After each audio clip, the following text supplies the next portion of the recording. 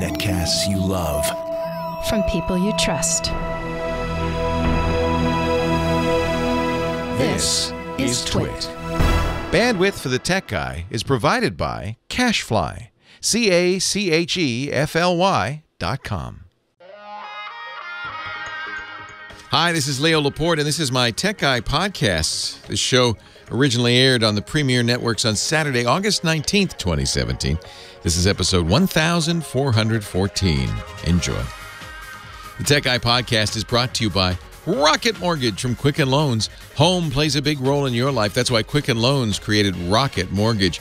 It lets you apply simply and understand the entire mortgage process fully, so you can be confident you're getting the right mortgage for you. Get started at rocketmortgage.com/techguy.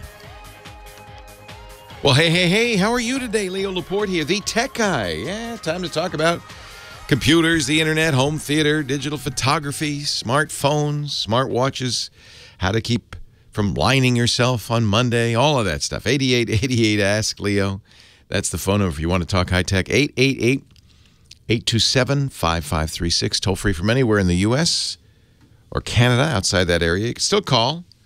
Just use Skype or something like that. Skype out to call a phone number. And because it's a toll-free number, I think it would be.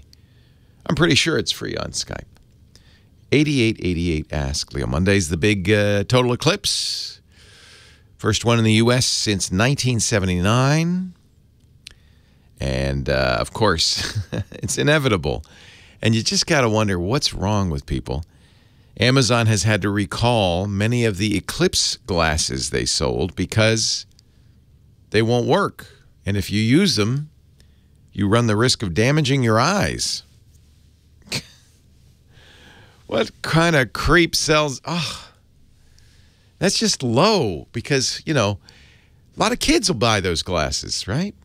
And they're the little cardboard ones. They have, they look like those 3D movie glasses, except instead of red and green in the inset, they have very, very dark filters, except apparently these weren't very, very dark filters.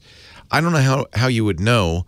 I guess one way you could tell if you had your glasses, you shouldn't see anything through them. And how could you do this without hurting yourself? If you looked at you don't want to wear them and look at the sun. Maybe look at a bright light, see if you see anything. You should hardly see anything. You shouldn't see anything unless you're looking at the sun itself, and then it should just be kind of not super bright. I don't know how you would test those. Dr. Mom in our chat room says if you do accidentally look at the sun, and it's very tempting, it's hard not to, go to an ER or an eye doctor right away. Is there something they can do, Dr. Mom? Yikes. The problem is that when you're during an eclipse, and you probably know this if you've been through these, we haven't had any total eclipses since '79. We've had a number of partial eclipses. It gets darker and darker, and you kind of feel like, well, I can look at that little tiny, bright little light there. That's not so bright. It's not like looking at the sun. The sun's so bright, well, you don't want to look at that. You know enough not to look at that. But the little sliver of sun seems okay. That can still damage your eyes. So, boy, I don't, Amazon says, has some ways to know if you're getting the right glasses, but the problem is, and by the way, all they're doing is they're saying, well, here, we'll give you your money back. The problem is that they have this ISO, International Standards Organization certification, ISO certified for eclipse viewing. But the problem is these were fake. They had the ISO certification printed on them, but they weren't.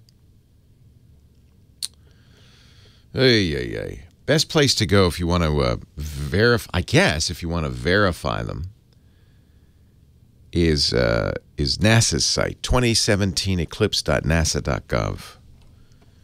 You can find out more. You might be saying, keep your pets inside. They might be tempted to look up, and they can damage their eyes as well. So it's not just the humans that are dumb. The pets. I would guess that if Amazon's still selling them, but by the way, the price has soared, hasn't it? What is wrong with people? What is wrong? These are just cardboard glasses. $138 for these? Come on. They're 25 cents.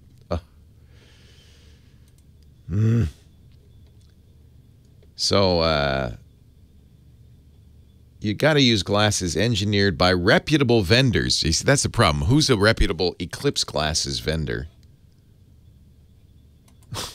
Reputable vendors. I don't even have, and they should carry the ISO 12312-2. But see, anybody could print that on there. There have been counterfeit Eclipse glasses on Amazon in the past. Amazon emailed everybody last week, customers who had bought those bad glasses.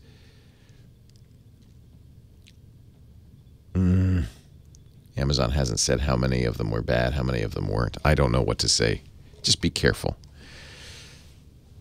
One of our chatters, NetBrat, says, go to a welding shop and get number 14 helmet glass. They're probably out by now. Or number 14 welder's goggles. Go to the hardware store. You know, you don't have to look at it. It is safe. Now, I hate to say this because that's, but it is safe when during the totality, the 1 or 2 minutes when the sun is completely blocked, and that's only in a certain part of the United States. Again, if you go to NASA's site, 2017eclipse.nasa.gov, you can see which part. It's safe, I guess, when it's fully eclipsed. The problem is right before and after the sun blazes out around the edges. We were talking, I was talking with my friend Scott Bourne, who's a great photographer, professional photographer. He says his favorite thing to photograph during the eclipse is not the eclipse. Everybody's going to take pictures of the eclipse. Big deal. His favorite thing is to take pictures of people watching the eclipse or the shadows on the ground, because they have, by the way, that's a kind of a cool effect. The eclipse, even a partial eclipse going through the tree leaves, will cast a shadow of itself on the ground, of an eclipsed sun on the ground. That's really cool to see. He says that's more fun to take pictures of that. So if you're an amateur photographer, you don't have to go out and get all the special, equipment. Just take pictures of the people. That'd be more interesting, wouldn't it? All the crazy people looking up at the glasses. Right after the eclipse, Google says we're announcing Android O. They still haven't said what the O stands for. Usually Android versions have dessert names. It's hard to think of what it could be if it's not Oreo. But Oreo is a brand name. I guess they'd have to get permission from Nabisco or something. Is it Nabisco that makes Oreos? I think so. They'd have to get permission from Nabisco. Or does Nabisco make the fake Oreos, oddly named Hydrox? I can't remember.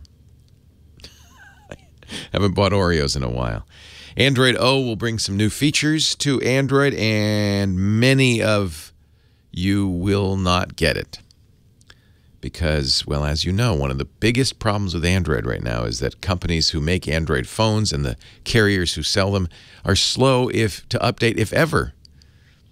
And so unless you have, a pretty modern Android phone, you certainly, the only people who will get it next week will probably be people who own Pixels, the Google phone, or their older brothers, the Nexus phones. They'll get the Android O pretty quickly. But the rest of us will just have to wait. Even a Samsung Galaxy S8 will just have to wait. Now, Wednesday, a couple of days later,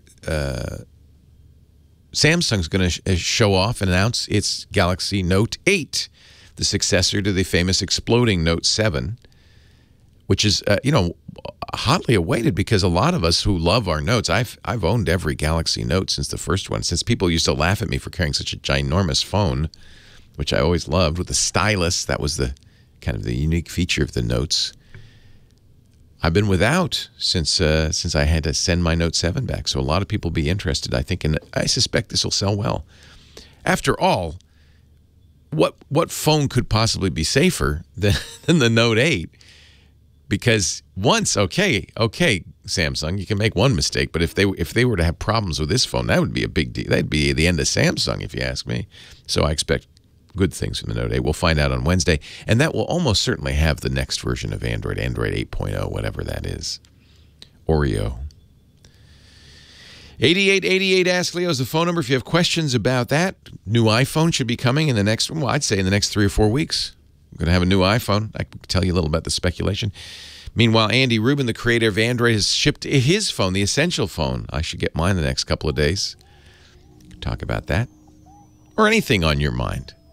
If it has a chip in it, we'll talk about it. Leo Laporte, the tech guy, 8888 Ask Leo. Your calls coming up next.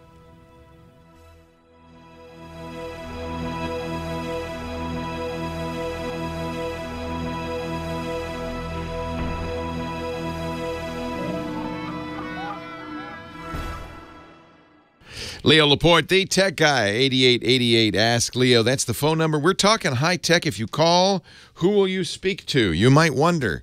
You'd probably like to know. It will not be a robot. It will not be a machine. It will be the fabulous Kim Schaffer. Hello, Kim Schaffer. Good morning. A human. A human. A human. Can we prove that you are a human? How would you prove?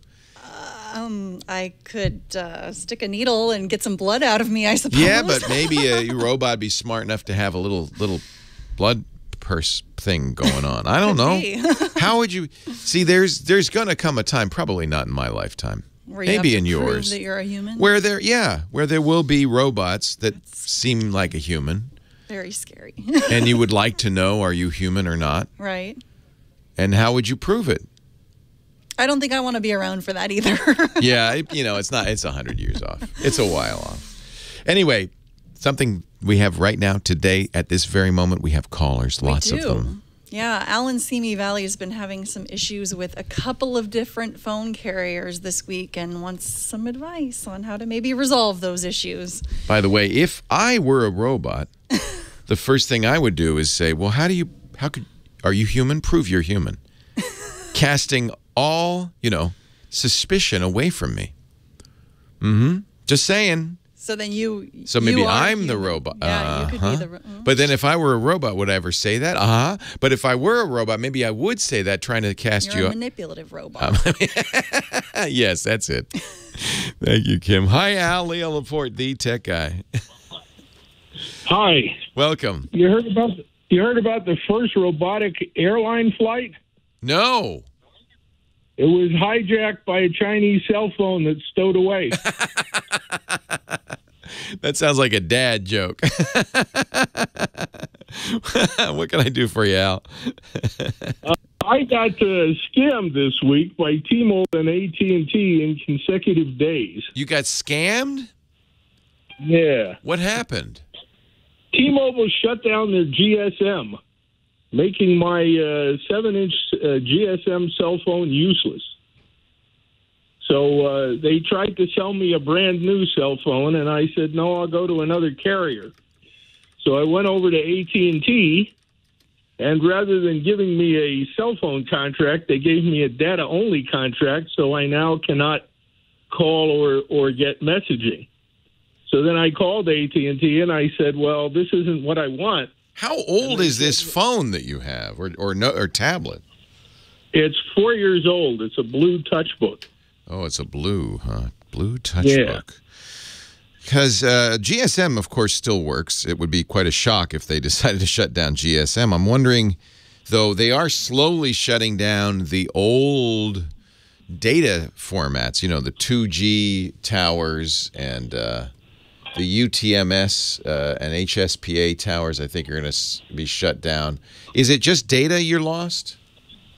Yeah, this is 3G, and they say I need the, what is it, LSI? LTE. Yeah, they didn't shut down GSM. They've shut down 3G in your neighborhood. Yeah, they've been doing that bit by bit. These are the old technologies. So you need an LTE device. Is that what you're saying?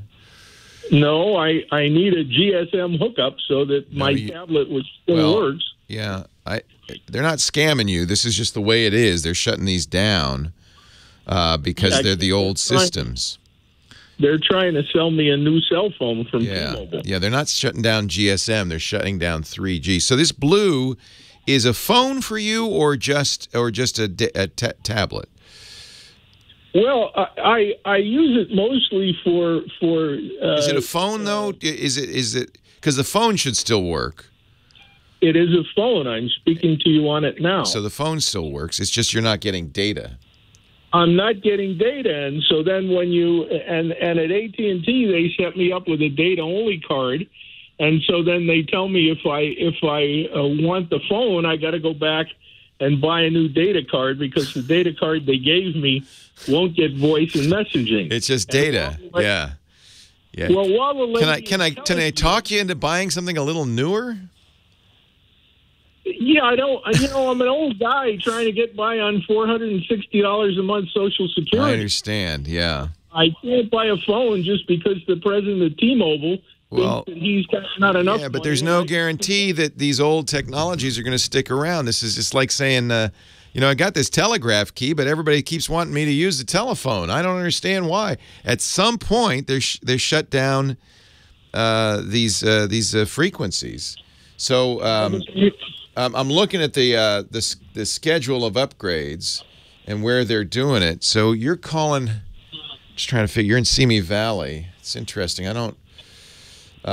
September 12th. This is so these shutdowns. I'm looking at these network upgrades to LTE. LTE is the new technology, but as a result, if you have an older device, some customers using certain handsets, tablets, and wearable devices that are not capable of LTE will only be able to connect to 2G data speeds. So you're getting any data at all or zero? Well, 2G, but no web pages open on 2G. They're too slow. Yeah, they got too much junk on them. Yeah, it's very, very slow. So they're offering some, T-Mobile's offering some upgrade deals. That's what I would do. Is I'd go into the T-Mobile store and say, look, you've just obsoleted my phone. I need to have an upgrade, and they should give you, to keep you as a customer, I think, I would bet you could get them to give you a free phone just to continue your billing with them. I'm looking here, eligible customers using, receive a $240 one-time bill credit. I mean, I think that if you throw yourself on the mercy of the carrier at this point. I understand why they're disconnecting these old towers. It costs some money to run them. There's a small number of people who are using them, and the future is LTE. They want to eventually upgrade their system to the more modern system because the vast majority of users want it. I also understand why you are upset, but this is the way technology is. It's not. There's no guarantee that a device will continue to operate forever. I would say you should be able to go in there and say, "Look, you just made my Blue Touch Book obsolete. I want a replacement that I can use with your new LTE stuff." And I think that they would very reasonably. They should give you an option. If not, there are other choices out there. There are government subsidized phone plans and so forth. I'm not sure exactly what the options are out there for you, but I have to say I don't think they're scamming you.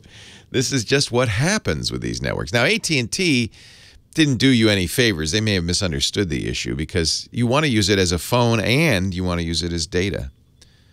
These are old technologies. They're being phased out. And just as 2G was phased out, 3G is now being phased out because the future is LTE. And get ready because in a couple of years, they're going to do the same thing. And they're going to say, maybe 5 years from now, oh, LTE, that's too old and slow. We've got 5G now. Get a new phone. But I think a free replacement. Just demand it. There's no reason. They have free phones. You can't get an upgrade. Leo Laporte, the tech guy.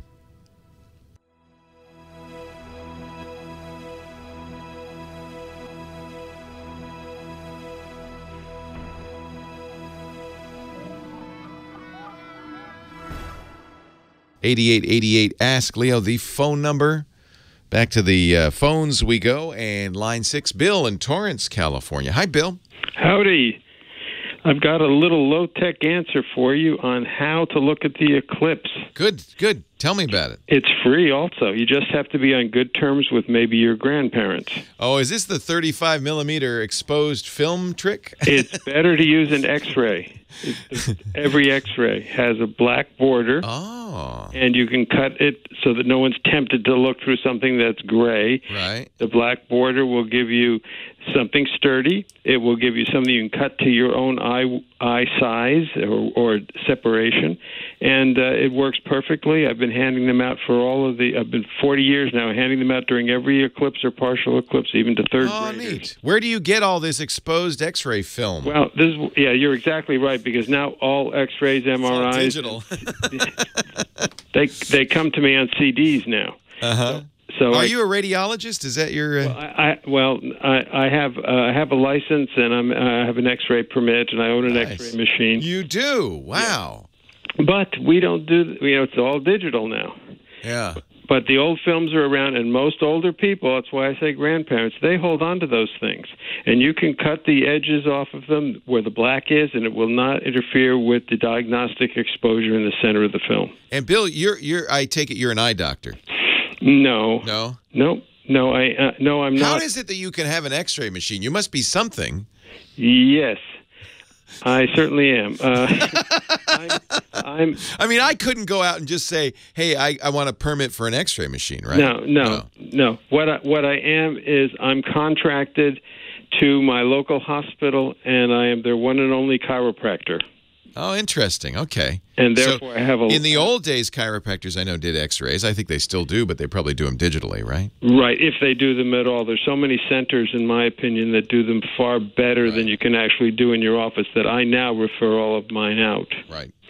I am going to, and I'm not endorsing this technique. I trust you, Bill, but I have to say, and I'm going to quote the National Geographic here, many materials and methods popularly used to observe an eclipse may be unsafe, such as smoked glass, X-ray film, sunglasses, and camera filters are all dangerous. This is the National Geographic and should be completely avoided. So again, I'm going to refer you. It may work, I don't know, but it's not worth messing with your eyes. So I'm going to refer you to eclipse2017.nasa.gov as the official arbiter of what is safe and unsafe, and I'm going to leave it at that, because I don't want to impugn Bill in any way, but I also don't want to lose any listeners, any eyesight out there. So, one way to do it that is safe is to use a pinhole camera. If you got an old shoebox, you put a pinhole on one side, you aim that at the sun, and you're looking away from the sun, looking down at the pinhole. That's not very satisfying to me, because you're looking at but it's safe. And I remember we did that when I was a kid. This was in the 60s. The problem is, as Dr. Mom points out, it's going to take up to a year to find out if the sun damage to your eye is permanent.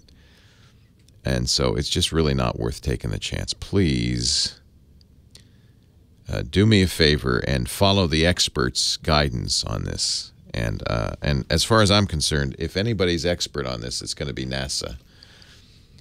Eclipse 2017.nasa.gov. You see the problem, though. A lot of people, I've been using I've been looking. I just take, what I do is I take a tire, an old rubber tire, and I shave it real thin. I mean, there'll be plenty of streams out there too. In fact, NASA has its own streams. Is it the same to watch it on TV? I don't know. Really, the people who are serious about it are going to be going to places like the Painted Hills in Oregon, which will be jammed with millions of people all going there. Because I'm told, not having experienced it myself, actually I have experienced it, come to think of it. Totality, there's something magical or mystical or, primeval that happens during the totality. You just feel like something strange has happened. I don't know. But let's not risk your eyesight for that, okay? I was on a boat during the total eclipse down under, just off the Gold Coast of Australia. What is that? About 6-7 years ago, and it was really exciting. We were watching the sun start to go out, and on this big cruise ship, everybody became silent, and you heard the clicking of cameras. And then the captain decided to get a better vantage point and sailed right into the clouds, and that was that. Oh, what fun. Jason, Cooper, Texas, Leo Laporte, the tech guy. Hi, Jason. Hi, Leo. I'm a huge fan. all the way back from '98. Thank you, sir. The ZDTV. Amaze yourself. Do you know that 20th anniversary of the launch of ZDTV is this May? I don't know. We're going to have a party at something. Became Tech TV. What can I do for you? I had a question about what would be the best password manager for iPhone 7 Plus. So there are lots of ways to do this, but I strongly recommend everybody get a password manager. Any password manager would be better than no password manager. Here's what it is. It's a vault. It's a place you put your passwords. Ideally, a program that generates passwords for you, so you don't have to come up with a good random strong password. Fills them in for you if possible. And then you unlock that vault with one password, the last password you have to remember. I use on iPhone, I use LastPass, but a lot of Apple people prefer one password. Either one is fine as far as I'm concerned. I use LastPass, and this is true of 1Password as well, because it doesn't just work on your phone. It works on your desktop, your tablet, everywhere, Android and iOS. And that's a really nice thing to have, because you have a central place where all your passwords are stored. You have strong passwords. You don't have to try to remember passwords anymore. You just remember one password. You're going to want to make that one good, because there is one downside to password vaults. The idea of storing all your passwords in a locked vault is great, as long as that vault is secure, because now it's a single point of failure, right? If somebody could get into your vault, all they need to guess is one password, get into your vault, and they've got all the passwords. And so I should probably not say that any password vault is better than no password vault. A bad password vault is the worst, because you're sticking, let's say you have a cardboard box with a big dial, a little, cardboard safe, but it's got a good lock on it. But see, all they have to do is open the cardboard. If you have a safe that you put all your valuables in, but it's easy to get into, well, that's not really a good idea. So stick with the big names. I really like LastPass. That's what I use. That's $2 a month now, $24 a year. They doubled the price. I still think it's a deal. 1Password is out there. They're also moving to a subscription model. That's fine with me. I don't mind paying a regular fee, because I want that company to continue to update it, to look for security flaws and fix them, to make it better and better. And that means, you're going to have to keep paying them. And I don't mind that at all. So on Dashlane would be the third choice that's also available on the iPhone. All three of those I think are excellent. LastPass.com, 1Password.com, or Dashlane.com. Pick any of the three, create a good, strong password. In fact, when we come back, I'll talk to you how to do that to lock the vault, and you're good to go. Leo Laporte, the Tech Guy.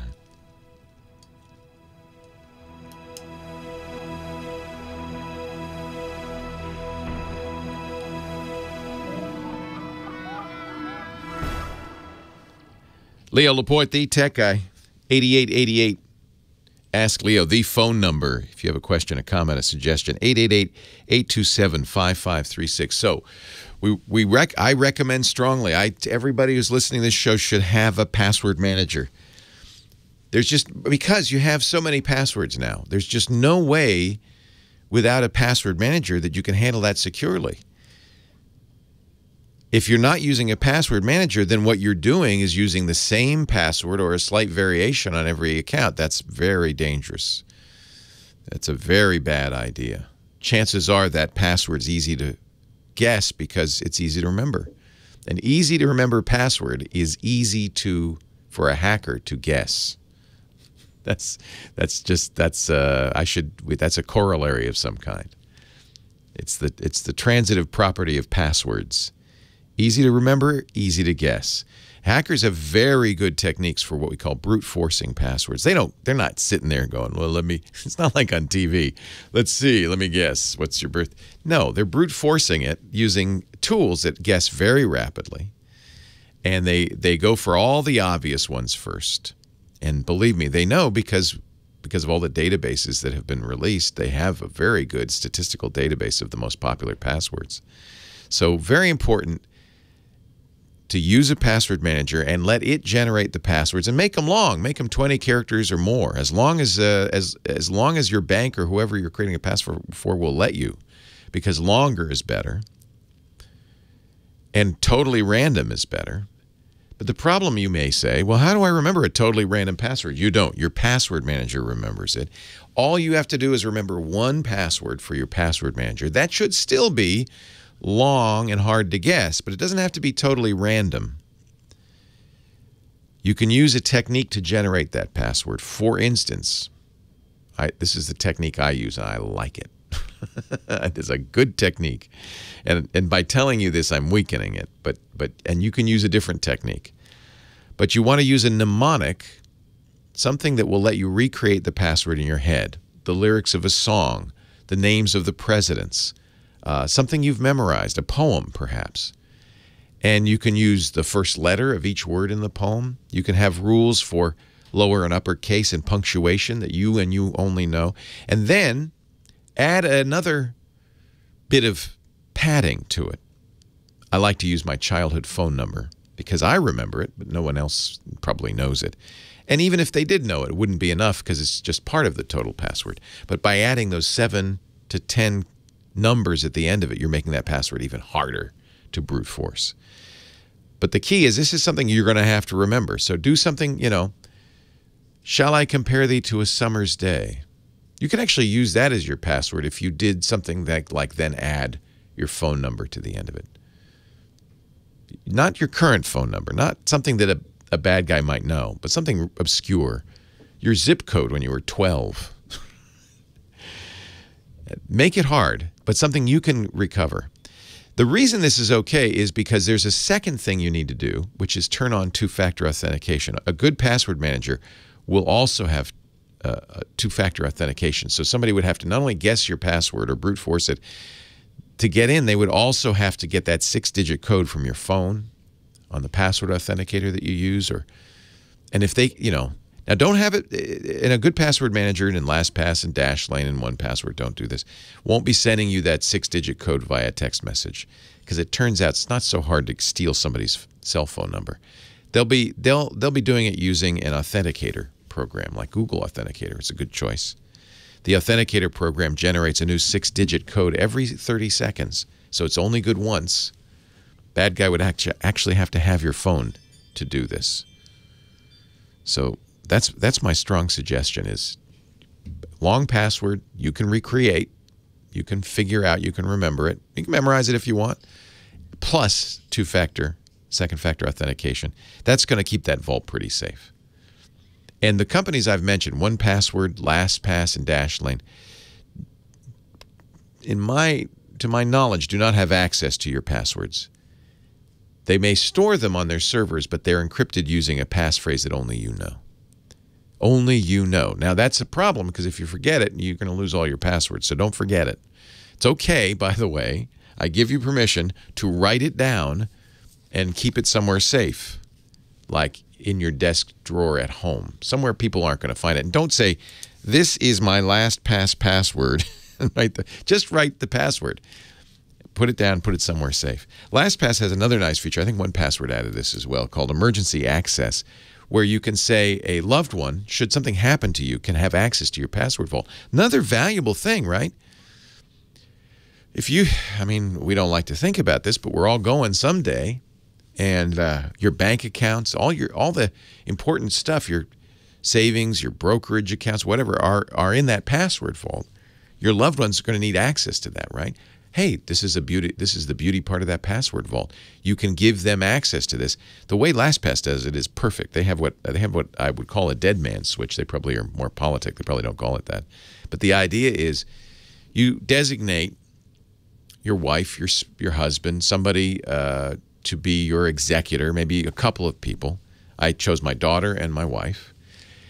And you say, these people can actually request my password by sending an email to this address. Now, what happens is, by the way, LastPass then sends them a note saying, you're the executor, you're the password vault keeper. Should something happen to Leo, send an email to this address requesting his password. But they don't just send him the password. Otherwise, well, that could be trouble. So what they do is they send me an email saying, hey, are you dead? If I don't respond, then they give the password to my wife or my daughter. You can set the timeout for, hey, are you dead, to be a day, 2 days, a week, a month, so that you have time to see that and say, no, I'm not dead. Do not send them the password. Clever, huh?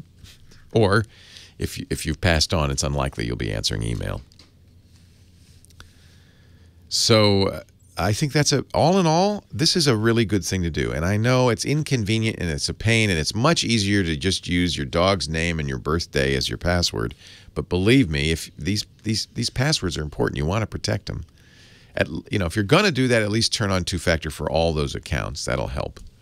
But I really believe in password managers. Everybody, it's a little bit of a pain, I understand, to set up, and it costs you some money.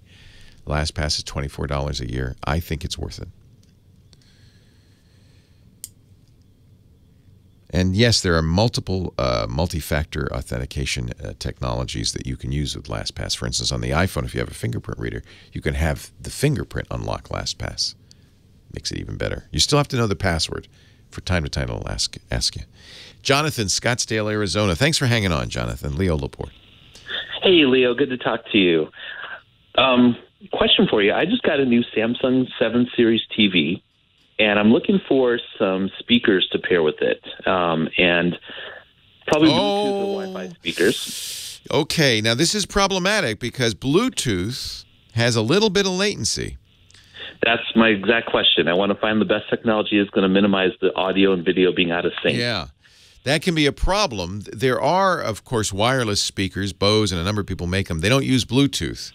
So they're tuned because if they're with the latency, with the delay, you're going to have lip sync issues. You're watching a movie, and the sound comes in faster than the video. Everybody, it looks like a Godzilla movie. So let me take a little break. We got news at the top of the hour. When we come back, Scott Wilkinson took the week off, unfortunately. I'd ask him, but maybe I can come up with some answers for you. Leo Laporte, the tech guy.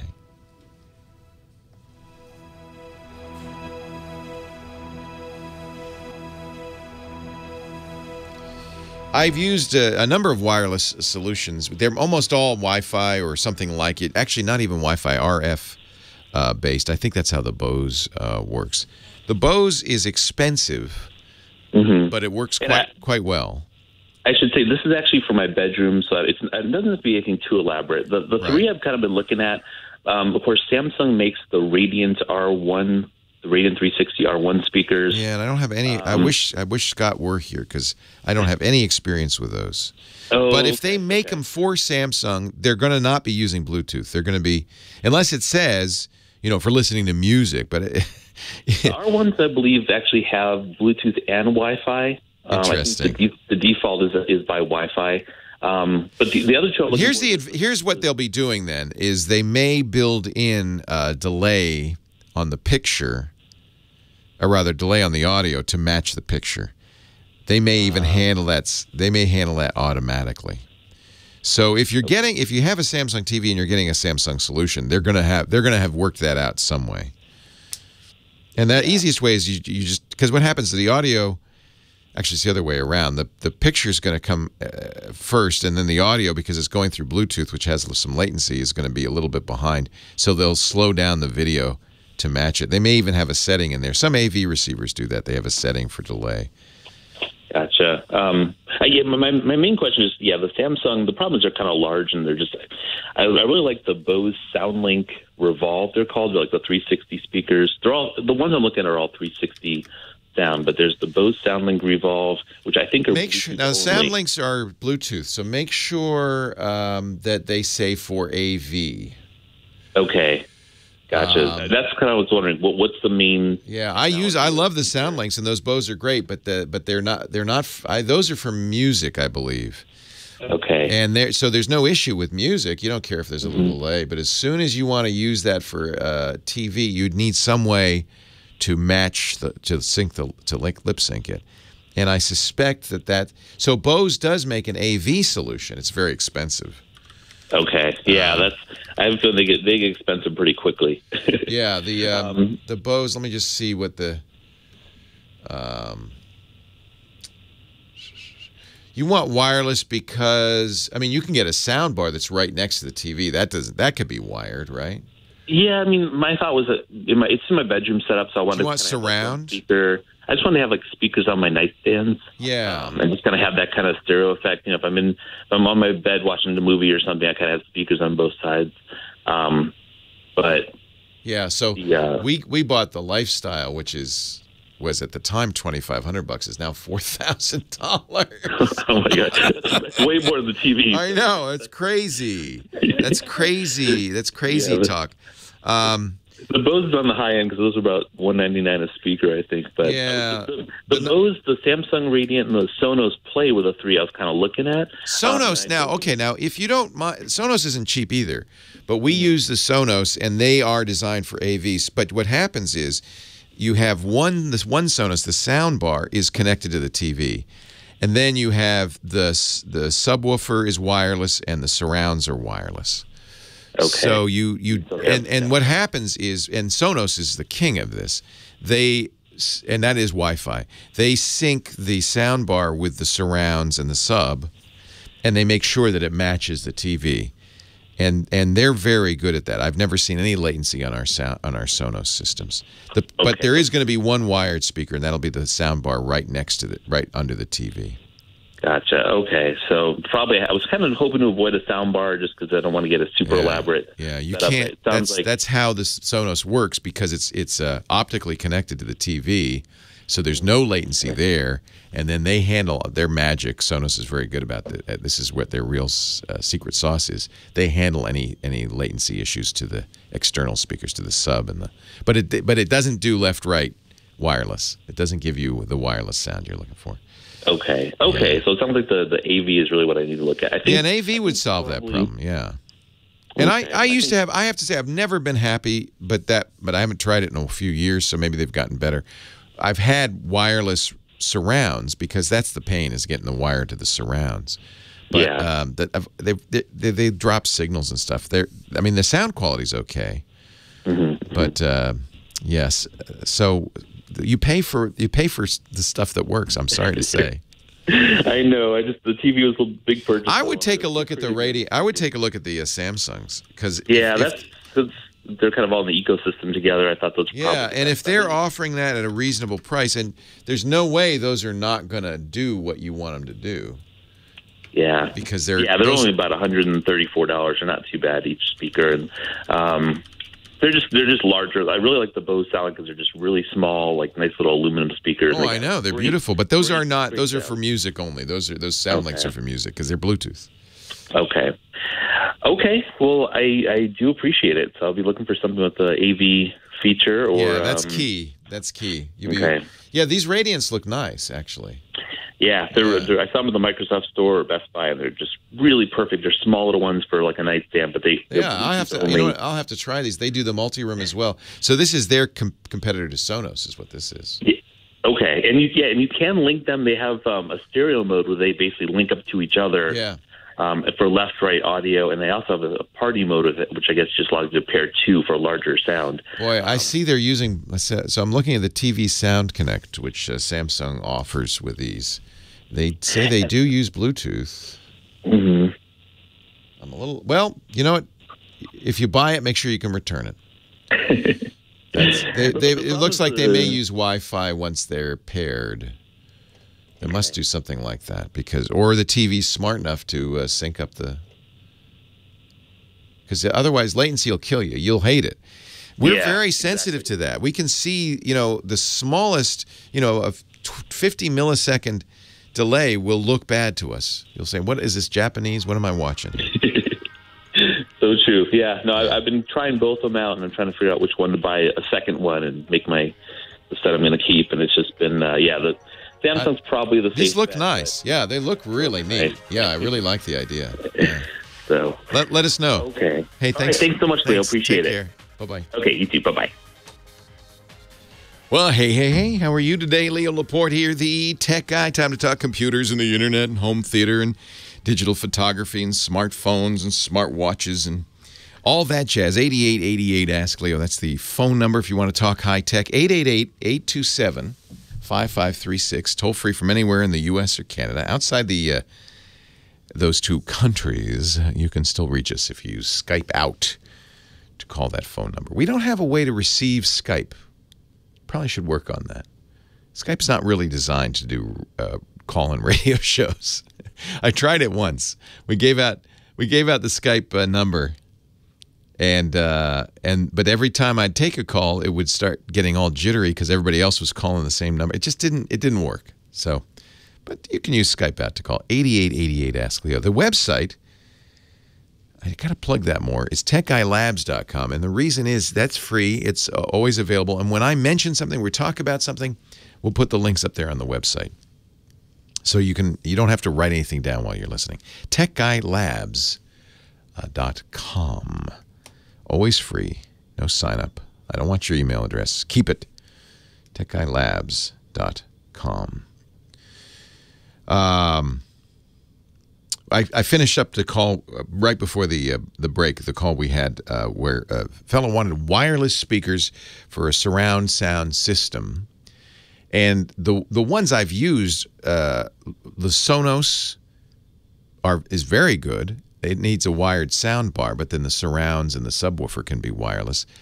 Same kind of thing with the Bose, which is very, very expensive, but Bose has a home theater system where you have kind of a wired bass and it broadcasts. The reason that you can't just use Bluetooth is there's delay, and delay is death when you're watching video. If you're watching a TV show, and even a hundredth of a second delay in the voice makes it just look weird. You ever see something that's the lip sync is off? It looks like it's dubbed or something. It's bothersome. In fact, when satellite television first started, DirecTV and the dish, I think there were some audio latency issues, I remember. People would complain about that. A couple of things might have happened. Either they fixed it or we got used to it. I think they fixed it. But you don't want to add that delay. So if you're looking for a wireless system, you're going to look for something that is designed for an AV setup, for television or movie watching. And usually, I'm certain it won't be Bluetooth, unless they've figured out some way of delaying the video to match the audio. It'll probably be a radio frequency technology of some kind that can be faster with less delay. 8888 Ask Leo, if you've got a recommendation, I think I would suggest that our caller has a Samsung TV. He was looking at the Samsung Radiant 360 solution that they offer, and I think that's probably if it comes from Samsung and they say, and this is for your TV, then it'll do the job. Somehow they'll have solved it. Sam is on the line from Michigan. Hi, Sam. Leo Laporte, the tech guy. Hi, Leo. How are you? I'm well. How are you? I'm doing fantastic. What's up, and what can I do to help you? I am a programmer / web developer. Nice. I'm normally on my MacBook Pro, and I know you mentioned the software on iOS today, Coda. Yes, I love Coda. Coda is great. It's the best IDE I've ever used so far. My question to you would be, is there something similar to something on Windows and possibly Linux? Have I need to get on one of those operating systems? So Coda 2 is the current version. It's from a company called Panic Software. They make great Mac software. And what it really is, it's perfect for somebody like you that's doing web front ends, because you can design something on your iPad and then automatically upload it and see how it runs on the site. So it's kind of a editor plus FTP, which is how we transfer files, plus a little SSH, secure connections. So it does everything you kind of need. Certainly, there are a lot of choices on the PC and the Mac that will do something like this. I really like, you must have, if you're a coder, run into the Sublime editor. Yeah, I have used that a couple of times. Yeah, and Sublime has many of these same features built in. That's free. Sublime was created, I want to say it's from the GitHub folks. Oh, no, that's Atom. That's another one. And by the way, yes, I have used that one too. Yeah, Atom is very good. Atom.io and Sublime. Both of these it's interesting because they use web technologies. This is kind of a new thing. I'm not sure I love this. Let me see if I can describe this in a non-technical way. You know, when you run an application on your computer, most of the time, the application is written, well, call it to the metal. So it's written for performance reasons. It's written, you know, with a bunch of lines of instructions to the processor, and it goes right to the processor, and the processor executes it, the video card renders it, and it's pretty much fast, real time. There's another advantage by writing to the metal is that keeps the programs a little bit smaller. But and I kind of blame the iPhone for this because they were the first to do it. There's a whole new category of applications that are really web pages. And both Atom and I think Sublime, but certainly Atom are designed this way. And it started with the iPhone. Remember when the iPhone first came out 10 years ago, Steve Jobs says, and you don't need an app store. What? You don't need apps because everything's web pages. Our browser is so good that you have what's called web apps, which are, you use web apps all the time. The first web app I ever used, probably you ever used, was Google's Gmail. You're running it in a browser. You're browsing to a website, but that website has all of these capabilities, mostly JavaScript. And I know you know about this, Sam. This sounds like what you actually code in. Yes. So there's JavaScript and HTML and CSS, cascading style sheets, and they render an application through your browser. Well, that's kind of how Atom works. And the net downside of this is there's a lot of extra code. These programs tend to be very big because you have to have, in effect, a Chrome browser kind of built into the application. On the other hand, the advantage of doing that is it's cross-platform. It works everywhere. It has a lot of nice features. It's easier for the developers. So this is they tend to use technologies like Electron to do this. I think that's what Atom uses. But because of that, they can have things built in, and you should look in the extensions like SSH, like FTP, the things that make Coda so usable. You develop locally, but you can have it automatically connected to your website so you can see it instantly what's going on. All right. Does that kind of make sense? So you've tried both Atom and Sublime? Yeah, I'm mostly on a Mac, like I said, but it's like, you know. Well, the nice thing about both Atom and Sublime is they're Mac, and they're identical on Windows and on Linux. Oh, on Linux. Okay, cool. So all three of them, and that's kind of because they're written in Electron, right? That's the advantage. I put Sublime on every computer. That way I know I have kind of an editing interface that I'm familiar with that works. And so that's nice to have that standardized thing. Atom is a newcomer, and I think both of these are free, by the way. I think Sublime you pay for if you want to have it more powerful. I believe Atom is completely free. It's completely open source. And Atom has a lot of plugins that make it possible. That's what I would look at. I think Coda is kind of a stripped down Atom. ATOM, not like Adam and Eve, but Atom like the molecule.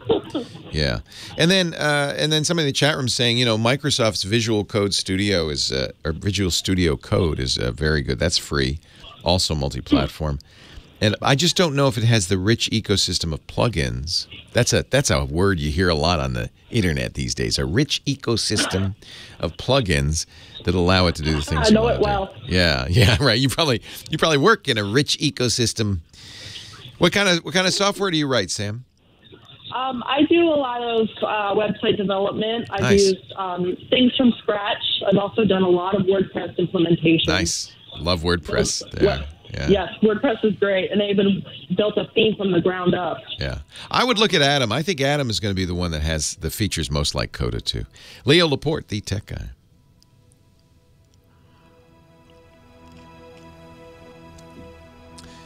Sublime, I might be wrong about Sublime. I always assumed... Oh, okay, yeah, Sublime is not Electron. Sublime is to the metal, but then they have a very rich plugin API, which is really nice. I feel Atom is a little sluggish because it's written in this Electron. And by the way, they look very similar, you know. Sublime and Atom have very similar feature sets.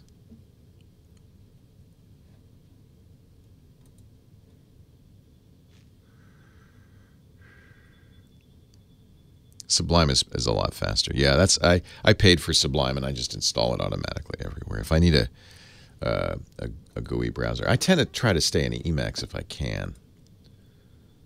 But it's so much harder to do anything like that in Emacs. Leo Laporte, the tech guy. 8888, ask Leo the phone number. Sorry, we got a little geeky on that last call. We'll get a little less geeky here, I hope. Heidi on the line from Escondido, California. Hi, Heidi. Hi, Leo. Thank you for taking my call. My pleasure. Thanks for calling in. Yes. So my husband was given a 65-inch Samsung. It's a 6350 LED TV. Okay. And it has on the top, not half, because it's a little bit more up than half, it's darker. It's bright on the bottom, and it gets darker up to the top. You can see it, but it is darker. So we're trying to figure out if we can fix that. And we had a friend do some research, and he thinks maybe we just need to get a new power supply. No. What you need is a new backlight, and that is probably not fixable. Okay. So that's why you got it for free. So it's older. It's older. And so the way LCDs work, it's kind of interesting. It's an LED. Yeah. Okay. It says LED. It's an LCD. Oh, okay. The LED refers to the type of backlight. So the way LCDs work, it stands for liquid crystal. And what the liquid crystal display, what the liquid crystals are shutters that open and close electrically. And so when you want to turn a pixel on, you open it. When you want to turn it off, you close it. And then behind it, you have 3 different colors, and you can mix red, green, and blue. Actually, I think you have 3 shutters, 1 red, 1 green, 1 blue for each pixel, and you can mix them. So in order for that shutter to work, there's got to be something behind it that's shining as close to pure white light through, right? That's called the backlight. And in the old days, they were fluorescents. Now they're LEDs. That's why it's called an LED LCD. Okay. So it's got an LED backlight. If it's dim at the top, that sounds to me like the backlight is starting to fail. And that's a hard thing to fix. It almost, I mean, you might be able to fix it. Generally, these things are sealed, and there's not a lot you can do. I would, how much dimmer is it? Is it a lot dimmer? No, I mean, you can see it. You can tell the difference, but you can see through it. The guy's like, I couldn't see the golf ball. I haven't experienced watching golf on it, so I can't confirm that. So when you watch it, you can see everything. It's just a shade darker. There's different ways of doing these backlights. There are some TVs, very few of them, that will have LEDs entirely throughout the back of it. Then there's some that have regional LEDs. It's expensive. The more LEDs you put in, the more backlight you put in, the more expensive it is. And then some of them have edge lit, and so they just kind of shine a bunch of light from the side. And I would guess on yours, you've got an upper region and a lower region, and those upper regions are dim for some reason. It may be just an adjustment. That's the thing that gives me hope. If it's an LED backlight, it's not that old. It's under 4 years old, right? Yeah, I think so. Yeah. So it may just be a calibration or an adjustment to the set. Usually LEDs, they do dim over time, but that's not a very long time. Yeah. So I would bet you that might be something you could do in either in software or in the settings. It could be, though, if LEDs went bad, electrically bad, like the circuit, the wire to them got cut out, that you would get a dimmer top half and a bottom half, and that would mean replacement of the LEDs, which is probably not too easy to do. So all I can do is tell you that that's what's gone wrong, in my opinion, is the backlight. You can research that model, see if there's anybody who sells replacement backlights. Okay. Samsung might. Most of the time, these sets have gotten so cheap that most of the time nobody repairs them. Remember, there used to be a lot of TV repair shops in town? Oh, yeah. You don't see them much anymore. And that's true of all electronics because they've gotten so tight, so compact that basically, and it's a shame, the expectation is you'll throw it out and you'll get a new one rather than fix it. So I would do some research, see if you can find that part. If you can, it probably wouldn't be too difficult to put it in. And I'd also look in the settings to see if you can adjust. Usually you can't adjust the backlights separately, but if you could, that might be one way to do it. My suspicion is if it's getting dimmer, LEDs do dim over time, but it's very imperceptible, and over time means 10 years. That's not old enough to have that happen. It's more likely something failed. Anybody in the chat room have any suggestions? You might call Samsung and see what they say. They'll know immediately. And who knows? Maybe it's modular and you can pop in another backlight. That would be the ideal solution. Hey, it's nice to talk to you, Heidi. Thank you for the call. I don't know if I'm much help, but at least I could point you in the right direction. Donna, at least you know what's going on now. Anyway, Westlake Village, California. Hi, Donna. Leo Laporte, the tech guy. Hi there. Thank you, Leo, for taking my call. I appreciate it. Oh, it's my great pleasure. Thank you for calling. Thank you. I'm in a quandary. And I need your advice. Well, I specialize in quandaries, muddles, befuddlement, any of that, bewilderment. Fantastic. Well, this is kind of, I have an Android 4 and Samsung, and I have to get a new phone. And I was looking Yes, you do. I definitely do. And I was looking at the Galaxy 8. Yes. Because I like a big. Oh, you'll love the 8. The 8 is twice as good as the 4. Oh, I know. That's it. But see, my problem is my family. They're all Apple people. No! What's wrong with them? But do you like your Android? Do you like your S4? Well, I'm used to it. Yeah. They keep saying the iPhone is so much. They're saying, friendly use. Mom, if you just use an iPhone, you wouldn't be a green bubble. You could be one of us. You'll be the blue bubble in our messages. Oh, I see. So yeah.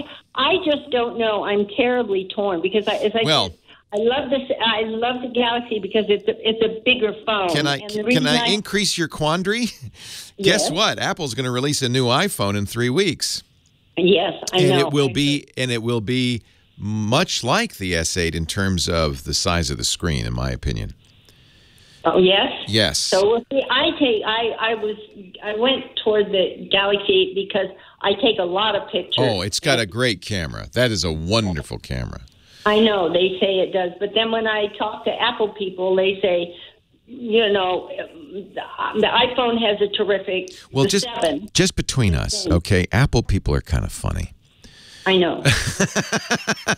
I'm an Apple purple too, but the camera on the Galaxy S8 is exactly as good as the iPhone 7 Plus, the best camera Apple makes, in my opinion. Yes. Well, that's what I was told. Yeah, no, you're right.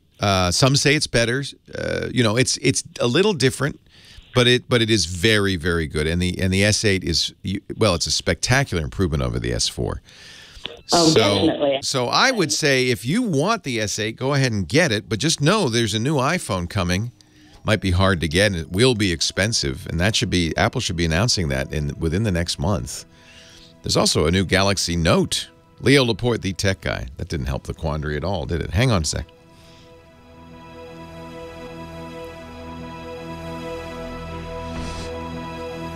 I have to say, there is an advantage if everybody in your family is using an iPhone. There's an advantage to using the iPhone. There are a couple of advantages. One is, if you have a question, they can help you. Yes, right. That's true. Yeah, I know. The other is, in terms of messaging, you'll have the same capabilities. Right now, iPhone messaging is only on iPhone and Macintosh. Do you use a computer? Yes, actually, I have an iPad. Okay. I have an so iPad. you are used to iOS, and the iPad, when you use messages on your iPad, it has all those features and stuff, but if you send it to your S4, you don't see any of that. Yes, that's very, very... So there would be an advantage to it. Now, there's a couple of things to think about. You really like that screen. The iPhone 7 Plus is close to the same size as the S8. Not quite as big, but close. And There will be a new 7 Plus, probably a 7S Plus in about 3 weeks, as well as this new 10th anniversary iPhone. If you want to make everybody in your family jealous and you don't mind spending $1,000... I do mind spending. That's my problem. I mean, you know... Well, the S8 isn't cheap either. Anyway. The S8's not cheap, you know. You'll spend $850 on an S8. I know. And you might wait because the current iPhones will be cheaper when the new iPhone comes out. And so, well, you mean the current like this? Yeah, 7? You could get, I wouldn't buy a 7 Plus today. No. But in 3 weeks, it will be less expensive. It'll be $100 less expensive, probably. Well, I'm kind of panicking because my phone, I'm lucky it's that really I'm able dying. to talk to you. Yeah. It's dying. Yeah. It's pretty old. Yeah, phones don't last as long as computers do. Yeah. No, they don't. So that's why I'm so torn because I'm at the age where, you know, I'm a creature of habit. Yes. Not like I'm 20 years old and I say, iPhone, no problem. I can figure that out. If you've already using an iPad, so it won't be as unfamiliar as you think. And all the apps on iOS are the same on Android. So it will be, you know, I lose all of my I will be losing everything that I have on my sort of, but not really. So Facebook, you just put Facebook on the iPhone, it's the same, and all that stuff's still there. Will I lose all my pictures and all of... No, the first thing what you should do now is, and you're probably already doing it, is instead of using the Samsung Gallery, start using Google Photos. That's free. And once you install Google Photos in your Samsung, have it back up everything to Google Photos. It will back up all your pictures. And then when you get your iPhone, you just put Google Photos on the iPhone and all your pictures will be there. Well, what about iCloud? You can use iCloud too. If you're already using it, it will just automatically suck it right into the iPhone. So if you're getting your pictures onto your iPad now, they're already in the cloud, and that means it'll be easy to get them on your phone. Same with contacts and address book. If not, then sync them with Google while you still have your S4. The other thing happens when you get your iPhone is you can copy all that data over to the iPhone easily.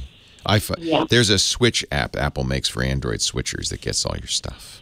I'm just so... I don't blame you for being torn. I mean, you do like your Android device, and I think if you like the S4, you will love the S8. It's much better. Oh, yeah, that's very true. I think the S8 is a gorgeous phone. It really is. It is. It's not... the only problem, I mean, it's all glass, so when you get... the iPhone's pretty fragile, too. I mean, you got to get a good case either way. Yes, I do. So, well, I appreciate your help. I haven't helped much. I mean, you're spending a lot of money either way. That's right. And it's the learning process that I'm concerned about. And my daughter says, don't worry, we'll help you. You know. See, I think there's a lot to be said for that. Hey, I have to run. Good luck.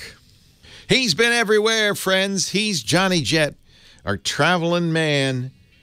He helps us travel better with technology. You'll find him you'll find him all over the world, but it's easy to find him now because he's at johnnyjet.com. That's his website. Hello, John. How you doing, Leo? Back in town. I'm glad to see. Yes, I'm back home. I was in Colorado last week where I called in from, and now I have a question for you. Let's hear it. This is an airplane etiquette question. Okay. So I was on Southwest. I love Southwest. I have to say, bags. You don't pay for your bags. But the negative on Southwest is you don't get an assigned seat. But if you 24 hours before you get in, you almost always can get in the B category and pretty much pick your seats. So it's not too bad. I like Southwest. And they fly everywhere I want to. But I have noticed something, and it's not just Southwest, but I think it's more on Southwest because of this open seating plan. At the end of the flight, I think this is bad etiquette. I see people get up out of their seat and walk as far forward as they can. Right. Yeah. So they'll get off sooner. But I think that's rude because I think you get off the plane in the order of the rows. Sure. Without a doubt. Unless the plane was severely delayed and they have some connections. That I understand. And usually the flight attendant one of the flight attendants will say, we have some people who have to get to a flight. If you just stay in your seat for a moment, we'll let them off first. Right. But otherwise, Now, on the other hand, it may be it's a more efficient way of unloading because the people who are laggards who haven't jumped out of their seat and run, maybe they're going to take time. So I just feel like it's problems rude. when they go up forward. It feels like it's rude. I always let the people in the rows ahead of me out before I get out. Without a doubt, that's the way you do it. So just checking. I usually sit in the aisle and I just jump up, and then they're not getting by me. Unless they have a flight to catch or whatever. But if they're just being rude, saw this yesterday. We came back. We had a great time, by the way, in Disneyland, and a wonderful time. But I saw this yesterday. We got home, and people who were on the aisle got their bag real quick and ran forward so they'd be getting off sooner, thereby blocking people who were legitimately in front of them. Well, if you are one of those people, you should just say, "Excuse me, I have to catch a flight," or whatever the reason is. Right. Just don't do it. You know, my flight back from Denver a couple of days ago, same thing. Our flight was delayed an hour and a half. And so many people on our flight were going to Australia. And actually, I think all of them missed their flight. Yeah. But people were still rushing to the front because there were other flights to Asia and stuff. And, I just sat in my seat because I realized we were delayed. I let people off. If maybe they got to go to the bathroom. I don't know. I don't know what their issue is. Yeah, I mean, you don't know. But if it's it's a shame that for some reason air travel sometimes brings out the rudeness in people. I don't know what that is. They do. We should go back to the days where you have to wear a necktie and gloves and dress up for the flight. Yeah, I was sitting in the first row coach, but I could see the lady in first class. She had her bare feet on the armrest of the person in front of her. Well, that's ridiculous. And I was like, that would not fly with me. That's just some sort of strange entitlement, I think. Yeah. Somebody's saying it's in the chat room, sometimes what people do on Southwest, they put their bags in front, they go in the back, and then they run up and get their bag and then get off the plane. Now, that's really rude. Yeah, it should be. I can understand the other way around because oftentimes I have to put my bag in the way back. Right. And so right when we land, I dart towards the back of the plane so I don't have to go upstream. Oh, well. We just have to, we have to all get along because we're all, there's too many people. We're all jammed in together. We got to learn how to get along together. That's all. Without a doubt. Yeah. Without a doubt. So you come here every week with an app and a website to help us travel better. Do you have something for us today? I do. Actually, one quick tip. Everyone's talking about the total solar eclipse that's going to happen on Monday. Yes. I didn't realize how dangerous it is to even look at it for a second. Yes, we've been talking a lot about that today. Yeah. Oh, you have? Okay. Yeah. I just want to make sure. Be careful. Don't blind yourself. Yes. Yeah, my tip I have a tip that's going out on Monday saying, if you did not buy your glasses by the American Astronomical Society Eclipse website, they're fakes because a lot of them were selling fake glasses on Amazon. That is as low as you can get. Yeah, we've been talking about it today. That's as low as you can get, though. To sell glasses knowing that people who use them will damage their eyesight. Yep. Just for an extra quarter is so it's ridiculous. Awful. I mean, they're going to hell, first of all. Yeah. So. Yeah. And I won't feel bad for them. Wow. Okay. It's really bad. All right. So, we've talked a lot about the eclipse and being careful about viewing it and so forth. Is there any advice if you're in a plane during the eclipse? Don't look at it. It's funny because Alaska Airlines actually is having a special flight on Monday. Really? Because you'll be above the clouds. That's going the route. I think they're going from Portland to... Oh, I want to go on that flight. I'm sure it's sold out, but you can check it out. But Alaska Airlines definitely has a flight. I wonder if there's any pilots listening. What is it like to fly during an eclipse? I mean, it doesn't. It's no different, I guess. But it just seems like it must be freaky.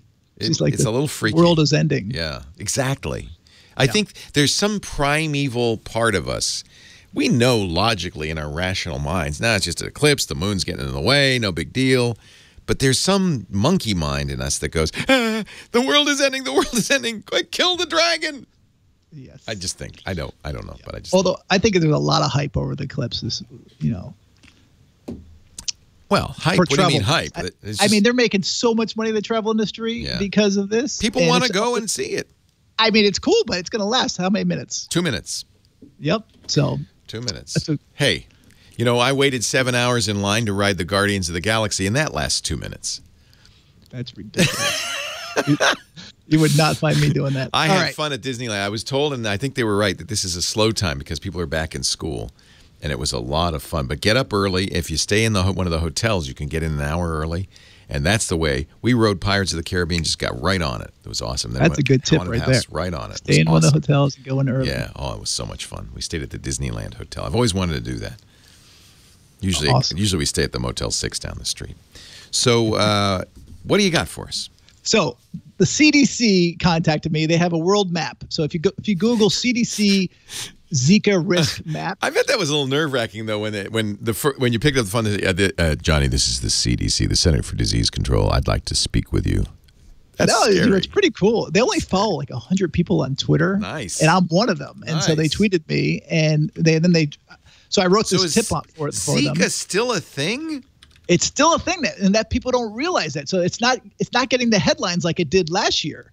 So people who are trying to have a baby or who are women who are pregnant, they're going to these destinations that they really should not be going to. There's a lot of purple on this map. Yeah. Wow. Yeah. So Florida and Texas are the only places in the U.S. that had it, and I think Florida, it's all gone now. Yeah. But there's still a little bit of a warning there. But you zoom in and you can see, and you can click on whatever state or country, and it will tell you the information that you need to know. And I just had a baby, and when Natalie found out she was pregnant, we had to cancel. We were supposed to be on that first cruise to Cuba. Yeah, we were going to Costa Rica. We had other plans for the Caribbean, and we had to cancel. So I just want people to realize that there are a lot of places in the world right now that you have to worry about Zika if you're pregnant or thinking about starting a family. Pretty much it's anywhere near the equator, although you can go all the way down to the tip of South America and still have a Zika risk. So be careful. All right. If you Google CDC and Zika map, ZIKA map, you'll find it. I'll put it in the chat room right now and also tweet it out. Thank you. And then I got another quick app if we have time. Sure. CafeWiFi.com is a website, but it's an iOS app, and they have an Android wait list. So, a lot of people, when they travel, they're always trying to find free Wi-Fi, which you have to be very careful about. If you are using free Wi-Fi, you should be using a VPN, virtual private network. But this has some really good reviews.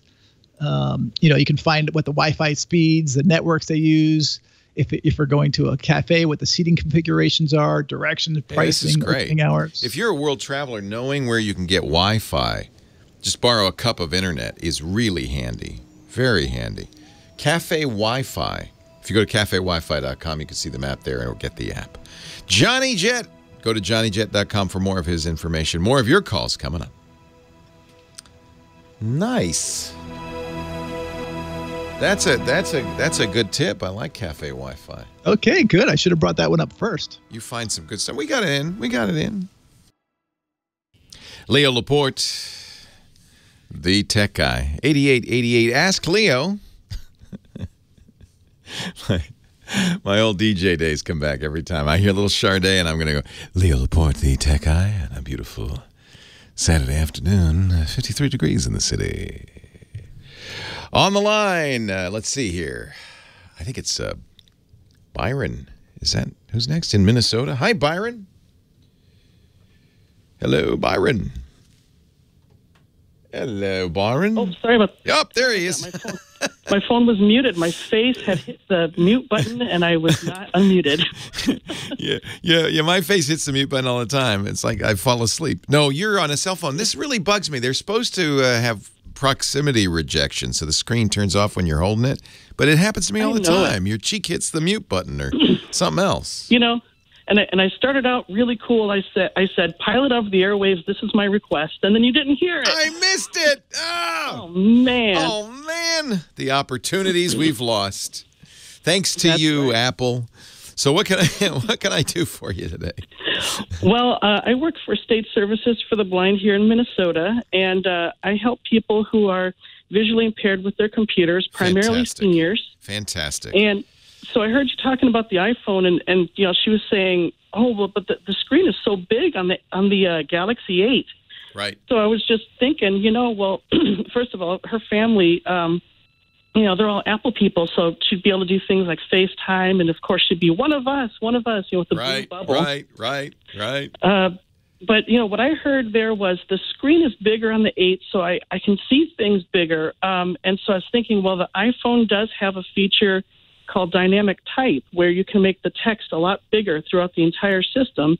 And with iOS 11, which is coming out pretty soon, dynamic type will actually be present in even more of the operating system with iOS 11. So she could go to brightness and display and make that text real big, and then she'll have that iPhone 7 Plus or 8 Plus or whatever, and, with the big screen, and she'd be all set. So that was just kind of my 2 cents I wanted to throw in there for you. Very good point. And I have to say, accessibility, in my opinion, and you can tell me because you have the direct experience, but accessibility, I think, is the best on the iPhone of the two. Oh, absolutely. And Android certainly is kind of catching up, and there's a lot of people who would say that they like Android better, but in my humble opinion, Apple is much better with accessibility. Yeah. It was accessibility first on iOS, and they were really smart, and they did everything. I thought they did it quite well. Not being blind, I'm not really a good test case, but I've been very impressed, and our blind listeners that I've talked to seem to all prefer iOS over Android. Yep. Yeah. And part of the problem with Android is you have many manufacturers, each of whom have changed things around. So Samsung has its own accessibility features and its own menus and so forth. And so you may have learned it on an LG phone, and then suddenly you go to Samsung, it's all different. That's got to be frustrating as well. Absolutely. Yeah. Well, I really appreciate the work you're doing. Thank you for helping people. I frequently get callers who have accessibility issues. Accessibility is a term used in the industry about technologies that make it possible for people with various disabilities to use technology, and I like the phrase accessibility. But I'm no expert in accessibility, and I often say the best thing to do is to find a resource in your community that helps people set it up for their particular, needs, because they vary. And there's various things you can do. And you guys have a much better experience on what's possible and how to do it. So find that. How would somebody find your agency? Is it a state agency? Yeah, we're a state agency in Minnesota. We cover the whole state. And so just look in your, go on Google or whatever and search for Minnesota State Services for the Blind. And, that's great. And if you're a senior, ask to speak with Senior Services. Perfect. That's fantastic. All right. Hey, it's good to talk to you, Byron. Take care. Yeah. And by the way, if you can work on what to do about hitting that mute button with your cheek, I would appreciate it. Let's go to El Paso. And Ben. Hi, Ben. Hello, Leo. Long time. Haven't talked to you in a couple of years. Nice to talk to you again. Yeah, I see you still haven't put up those challenge coins yet either. No, I have them somewhere, though. I have a bunch of beautiful challenge coins. We always thought we should do some Twit challenge coins. I love that tradition. I wish you would. Yeah, it's a great idea. Well, maybe we will someday. All right, quick question. I do use OnePass because I use Apple devices. But the question is, how secure is Pages? Because you can now encrypt a document in Pages just like you used to be able to do in Word, where you require a password to unlock. I like that. Yeah. Now, the question is how secure it is. Is it? I know security people are the best, so I would presume they're using strong encryption. But here's the question. Is it there's two ways to do encryption, and our security guru, and I'm sure you've heard Steve Gibson and his Security Now show on our podcast network on Twit. Steve has a phrase he calls trust no one. True security is trust no one. You would be the only person who could access that Pages document unless you gave the password to somebody else. That's one kind of security. Apple with iCloud is not trust no one because Apple can unlock iCloud, which means if a law enforcement subpoena came to Apple, they could unlock your data and give it to law enforcement, that kind of thing. If somebody at a company has that capability, Dropbox, same thing. OneDrive from Microsoft, same thing. They have access to the data in there. That means either a rogue employee could access it, or they could decide as a company to give that data to law enforcement if they asked. That kind of thing. I don't know if the Pages encryption is trust no one. One way you can kind of tell is if they say something like, "Don't lose this password. If you do, we can't help you." If they have a password recovery technique, that means they have the password. Okay. So I appreciate it, Leo. So it's good to investigate, but I can guarantee you that they're using strong encryption. Apple doesn't mess around with that, and really, there's no reason not to. Those techniques, the coding libraries for strong encryption are widely available and free. So there's really no reason for a company not to use strong encryption. In fact, to me, it's suspect when a company decides to do their own encryption. We call it roll their own encryption. There are a couple of companies like Telegram, which I really like. It's a chat messenger like WhatsApp. I really like its features, but their encryption is something they made up. And there is no reason for a company to make up how to do it. There are established libraries that have been proven to be reliable and secure and are vetted by security experts all the time to make sure that they do the job they're supposed to do. Use those libraries. Apple does. I don't understand why a company wouldn't. And to me, that makes it suspect. So I'm presuming Apple uses strong encryption with those Pages documents. The thing to look for is it's never easy to figure out if something's trust no one, but if they can restore your password, if you can say, oh, I forgot my password, what is it? And they can tell you, it's not, that means they have it and it could unlock it.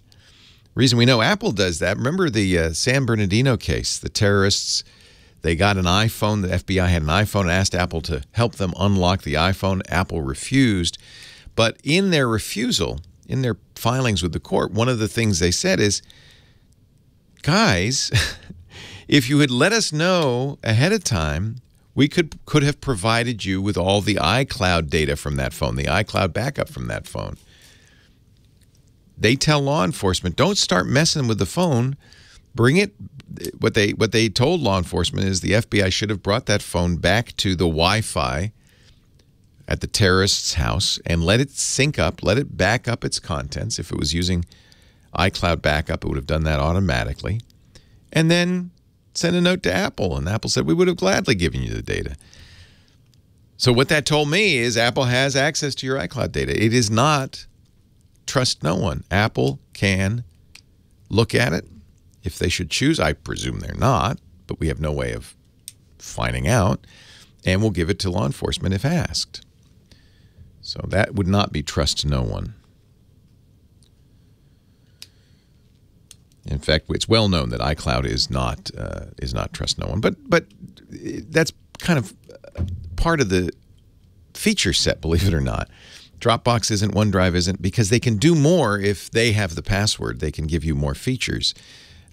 There are only a few truly trust no one cloud backup systems. I've been using Tresorit, Tresorit. I've looked into that one. That is. There's also SpiderOak.com. These are Dropbox clones that are trust no one. Most of the rest are not. 8888 Ask Leo. Leo Laporte, the tech guy. More calls right after this.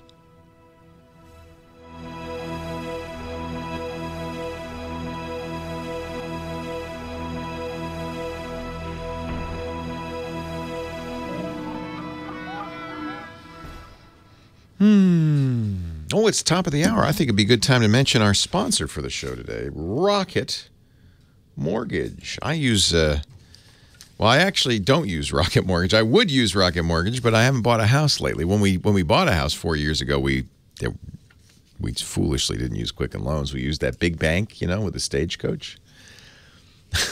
What a mistake. Took months, and they kept coming back and saying, we want more, and they wanted us to fax it and all this stuff. Man, if Rocket Mortgage had been around, I absolutely would have used them. And if we do a refi or we buy a new house, don't plan to, but if we did, you know where I'd go. RocketMortgage.com/TechGuy. So Rocket Mortgage comes from Quicken Loans. They are one of the biggest lenders in the country, one of the best, consistently, year after year, #1 in customer satisfaction, according to J.D. Power. But also, they have a strong and abiding interest in giving you the information you need, not keeping it a secret, but letting you know, completely transparent about how, you know, what you qualify for, what the terms are, all of that stuff. And now, because of their trusted partners with all the big financial institutions, you don't have to fax them anything. You don't even have to go through your paperwork. You just say, you know, here's my whatever they need. Here's my bank statements. Here's my pay stubs. You submit them electronically. And then within minutes, they can crunch those numbers and come back with an offer for you. They can tell you what you qualify for based on your income, your assets, your credit, and make you an offer. You choose the term you want. You choose the rate you want. Completely transparent, simple process that happens in minutes because, well, it's all online. I love this. Rocket Mortgage from Quicken Loans. Apply simply, understand fully, mortgage confidently. Rocket Mortgage is an equal housing lender licensed in all 50 states, NMLS, consumeraccess.org, number 3030. So, you may not be buying a house today. Maybe tomorrow you're going to some open houses. Just make a bookmark, rocketmortgage.com/techguy, so you can get the best, the fastest mortgage solution. rocketmortgage.com/techguy. We thank him for making it possible to do the Tech Guy podcast for you this week. Well, hey, how are you today? Leo Laporte here, the Tech Guy. Time to talk computers, the internet, home theater, digital photography, smartphones, smart watches, and of course, the total eclipse of the sun, 8888. You got to play that. You got to play that song, Total Eclipse of the Heart, as we leave the show. I'm making a request to Mike Cozy, our musical director. Get the orchestra tuned up and ready. Got to play Total Eclipse of the Heart, right? I bet he's already got it. Today or tomorrow? Oh, should we save it for tomorrow? Yeah, I think we should save it for tomorrow. All right, he's going to save it for tomorrow. Michael Cozy, our musical director, knows all, sees all, tells all. 8888, ask Leo, the phone number. Don't forget the website, techguylabs.com. We put everything there. We're going to have a busy week this week. You know, we have a podcast network called Twit. This Week in Tech, Twit, it's called. And the Twit Network, we do tech shows all week long on all different topics. But we also like to cover events. And so there are two big events this week. One, Samsung on Wednesday at 11 a.m. Eastern Time will be announcing its Galaxy Note 8, the sequel to the Note 7, the exploding phone. I'm sure Samsung hates it when people call it that, but that's how people remember it. That'll be announced, and I think it'll be a great phone. I'm a big fan of the Note phone, so we look forward to that. We'll be streaming that coverage live at twit.tv/live. We also have a YouTube channel at youtube.com/twit. And we'll also, on Monday, and this is a little weird, Google just announced this a couple of days ago, they've decided to announce the release of their new version of Android, Android 8.0 or Android O, right after the eclipse. So their live stream will be 2:42 Eastern Time. They're not thank you. They're not going to do it right after the totality ends. They're going to wait till the whole eclipse is over and the sun is fully visible, and then they're going to announce Android O, which is strange. Maybe they'll call it Android Eclipse. I don't know. Usually it begins with an O, but I guess there's no. It's their rule. They can make any rule they want. The speculation is they're going to call it Android Oreo. I feel like that's not what they're going to call it, only because that's a brand name. They've done it once before, the Android K, Kit Kat, and everybody was up in arms, including myself, because as a tech journalist, you don't want to give Kit Kat a constant plug. It sells Kit Kat bars. Google said, well, we didn't take any money for it. Well, we don't know what they got in return, but nevertheless, I don't want to give Nabisco a free ride every time we talk about Android O. So it'd be nice but what dessert do you call it with an O? I don't know. There's not. Somebody said oatmeal cookie. That'd be okay. Android oatmeal cookie. Although Android C, the second version of Android, not third, there was no Android A, but Android, actually it was the first public version, it was Cupcake. They've never done a cookie, have they? Maybe they could do oatmeal cookie. Anyway, and then August 21st, on Monday, Intel's going to announce its 8th generation, holy cow, processors. So it feels like they're speeding up processor generations at Intel. It feels like they just did Haswell. Then they did, after Haswell, they did Skylake. Then after Skylake, they did Kaby Lake. And now they're going to do Coffee Lake, which is going to come out on Monday, the 8th generation Intel processors. The irony is there hasn't been much improvement over the last few years. They're a little bit faster, a little bit more efficient. This is the last generation that will use what they call the 14 nanometer process. They're calling it 14 nanometer plus. That's the size of the smallest traces, the smallest electrical lines, is 14 billionths of a meter, which is, smaller than a hair. I mean, it's almost a molecule. The next generation will be 10 nanometer, and that, you should see some improvement in, certainly in efficiency when you get to a 10 nanometer process. The smaller these get, the less heat they generate, the less power they use. Anyway, so, boy, a busy week. New Intel processors, new Android version, new Galaxy Note 8. And this is just the beginning of the silly season because while Apple hasn't yet announced it, I think there's going to be, unless they're really behind, a new iPhone announcement in the next month. Typically, they do it in the on the Tuesday, or rather the Wednesday following Labor Day.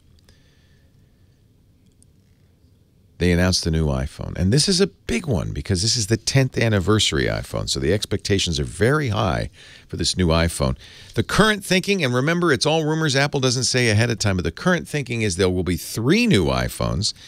They'll update the iPhone 7. And they typically do a 7, they did a 6S and a 5S. They typically will do a 7S and a 7S Plus. But then there'll be this third 10th anniversary iPhone. We don't know what they're going to call it. My money's on iPhone Pro, but it could be called an iPhone 8, I guess, or it could be called iPhone X for 10th generation. We don't know. Apple says nothing there. Lips are sealed. We haven't even announced an event yet. But I feel pretty confident it will be in the next month. They will announce the new iPhone. I certainly wouldn't run out and get an iPhone yet. Even if you know you want an iPhone 7 or an earlier one, the prices will go down on those when the new iPhones come out. So very silly season begins. Then Google announces its new phones. A lot of stuff coming up. Let's go back to the phones. Speaking of phones, Bill in Phelan, California is next. Hi, Bill. Leo Laporte, the tech guy. Yeah, hi, Leo. This is Bill Blake, the Planet of the Apes actor guy. Great times before. Great to talk to you. Well, listen, I just have a tip for you today. Your call screener wasn't too sure where the woman was calling from that had the dimming LCD screen at the top. Okay. But if it was in California, there's a place that we've used in special effects before, and they're a consumer place. Anybody can walk in there and get business done. They're called ARC TV, and they're in Burbank, California. And their specialty is repairing televisions from all ages, late 40s all the way up to the present day. They're big ecologists. They don't want to see all this stuff winding up in landfills. Good. So they will fix the television. We use them in the motion picture industry when we have a period movie we want to do. And let's say we want Howdy Doody on a 1955 TV and Back to the Future 3. With that's cool. They rent the televisions. They'll fix your TV, but if you don't want it, they'll actually buy it from you, repair it for themselves. They put it in their rental inventory, and they'll rent out all these different. They do tube television sets, you name it, they do it. Oh, I'd like to go visit them. They're on West Magnolia in Burbank. That looks like it'd be fun. Yeah, you found them already. Yeah, I was going to give you the website for them, but they're an incredible company. Yeah, they're a .net. They're not a .com. arctv.net. And so, do you think they would repair an old Samsung?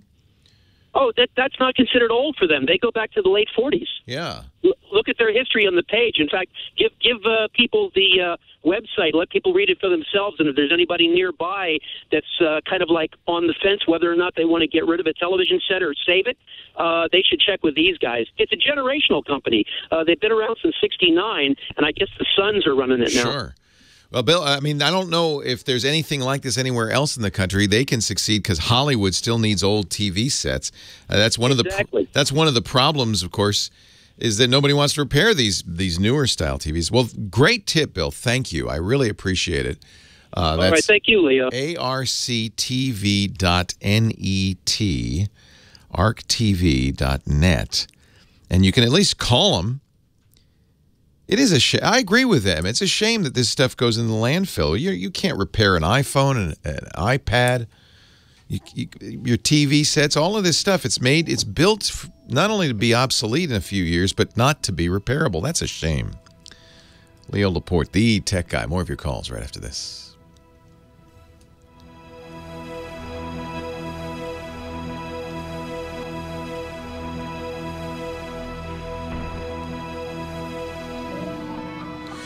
Yeah, they have Flash on the front page, which means, of course, I can't render it because I don't have Flash anymore.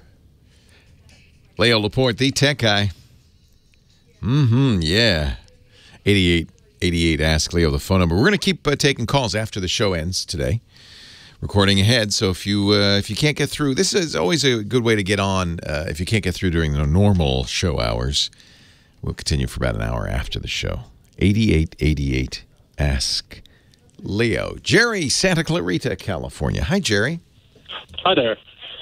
Yeah, I got a Galaxy Note 4 that needs repaired, and I called Samsung. They told me to go to Best Buy. I went to Best Buy. They said they don't repair it. They gave me a third party. I called the third party, and I got a reporting saying I won a cruise or something like that. So, yeah. Oh, Lord. So much for the lucrative Galaxy Note repair business. Yeah. So I don't know where to get my phone repaired or if it's just a done deal. What's wrong with it? It keeps rebooting and is really unstable. Yeah. And, yeah. Well, a couple of things I would try before you, if it's a hardware problem, it is going to be hard to find somebody who repairs it. It's what we've been talking about all along, which is this stuff is considered disposable, which I think is shameful. This is to throw these in the landfill? What a waste. Yeah, I just made my last payment on it. So. It took that long. So the good news about the Note 4 is it does have a easily, user removable battery. Just pry the back off and you can put a new battery in there. So usually these are all solid state devices. The only thing that really ever goes wrong on these phones typically will be the battery wears out after a few years. This doesn't sound like that. So have you tried, it's the first thing I would do, refreshing the phone by going to the settings and back up and reset and saying restore to factory defaults. That's the first thing I'd do. Yes, I tried that. And it's just as unreliable as before. Exact same thing. There is something you might want to try. First, this thing I'm going to suggest might make it hard to get it fixed in future. So first thing I do is call Samsung and see if they have any repair facilities at all. They almost certainly don't. They want you to buy a new phone. Right? Yeah, I've already done that. They just send me on a wild goose chase. Yeah. We do have a sponsor I like a lot, iFixit.com, that has their goal has been to be the repair manual for the internet. All of this stuff that's abandoned, they do have a number of tips on things you can replace. And they even sell parts. You may be able to find if it's just resetting like that, you might need a complete logic board replacement. That's what I'm thinking. Yeah. I've been on that website. They say the cameras and the buttons and the jacks and all that, but nothing about the logic board. Yeah, because usually you have to get it from Samsung. And again, Samsung and Apple and most of these big companies don't make these parts available to the general populace. There's a whole right to repair movement going on right now, and many states have introduced laws to require companies to do this. But right now, the way it stands, companies are not required to replace these or repair these or even give you the manuals or the parts to do it yourself. So, basically they're filling the landfills with these things, which is really sad. It makes me kind of not want to buy another Samsung phone. But where do you go to get a different one? There are very few companies that I know of that do allow you to do this. Part of the reason we're partly to blame because we wanted thinner phones, simpler phones, and by the time you get them as thin as consumers seem to want them, there's no way you can make them repairable. Everything's glued in and tiny, and the same things happen with laptops. With these ultralight, very thin laptops, you just get harder and harder to repair them. So I just expected more than 2 years out of it. Yeah. You've gotten more than that now, right? Yeah, well, I kind of got it at the end of the Note 4 run. So. Well, as I mentioned, the Note 8 comes out on Wednesday. Yes. And isn't that what they want?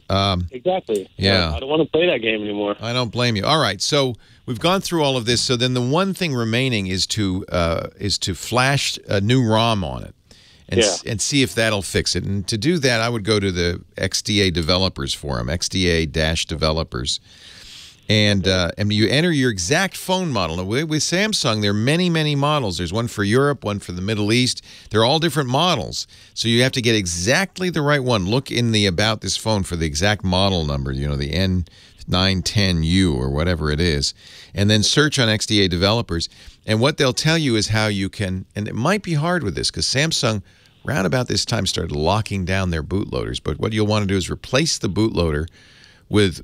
Samsung's bootloader really limits you to the official Samsung ROMs. But if you replace the bootloader with Clockwork Mod or something like that, you can put alternate ROMs on there. And this phone's old enough, there'll be a lot of different firmware options. And that may help. That may help. And also, there will be information in that forum for people who have similar problems of things they can try. Yeah. This is the enthusiasts, the Android enthusiasts forum. It's a really great resource. XDA-developers.com. Okay, great. I'll take a look at that. Yeah, I wish I could offer you some better news. It's really a shame. I don't know how we could force these companies to do otherwise. Yeah, right. Because the market's responded. The market says, "Oh yeah, we love these thin phones. We love them. Yes. We love it. We always love a new one too." And most people don't want to repair them anymore. Right. Yeah. Right. Okay. All right. Sorry. Well, thank you much. No problem. Thank All right. Take care. Yeah, the factory reset's the first thing. Then that if that fails, you put a new bootloader on it, and you can try loading different ROMs. They call them, which is essentially the operating system. The way phones work, they have just like a regular computer. They have an operating system, but in the case of the phone, it's not on the hard drive where Windows or Mac OS lives. It's in what they call firmware, which is memory that doesn't disappear when it's turned off, but can be modified, can be flashed. So you flash new firmware, and there's all different kinds you could put on there. Yeah, you want not a new bootloader, but a recovery ROM on there that lets you change. The problem is the Samsung stuff will only let you put on official stuff. You want to enter the new and exciting world. All the directions are at XDA Developers. You got to follow those precisely though, so you don't create a brick. Kenneth, Topic, is that right? Arizona, yes, Topic? Can you hear me? I hear you. How you doing? Hey, not too bad. Hey, I was calling, huh? Yeah, go ahead. I was calling in concern. I'm a totally blind Android user, and I know you just got a couple things mistouched there when you were touching on accessibility issues. But all phones, Apple and Android come from factory with the software we blind use. Yes, screen readers and things like that. Yeah. No. Factory set from Apple uses a one called VoiceOver. Right. And Android uses TalkBack. Right. And what they do, they enable us to hover the screen. And with a single tab feature, TalkBack, I believe, excels over VoiceOver. And you prefer Android's solution? Oh my God! Yeah, I'm a totally blind man. I'm a Marine, but I'm a totally blind man, and I run with mine. I navigate the desert by myself. I can get to. Oh, that's awesome! But it's all through. Basically, the TalkBack is the accessibility. What happens is the true accessibility issues with being blind happens to be web standards. I'm sure you're aware of that. Yes. So that's what's needed for accessibility for the blind, because our equipment is on every phone that comes out, Android and Apple. That is awesome. So the only issue, like right now, I'm reading type report cases and everything on my phone. Great recommendations. I appreciate it. Hey, and thanks for your service, too. Leo Laporte, the tech guy. Twerp. Yeah, Clockwork Mod's no longer the thing. Everybody's using Twerp. You could try. You can get the original Note 4 ROMs. You could try just reflashing the original ROMs. That would be interesting, wouldn't it? So you want to root it, replace the recovery ROM with something that's more amenable, like Twerp, TWRP. And then you have your choice.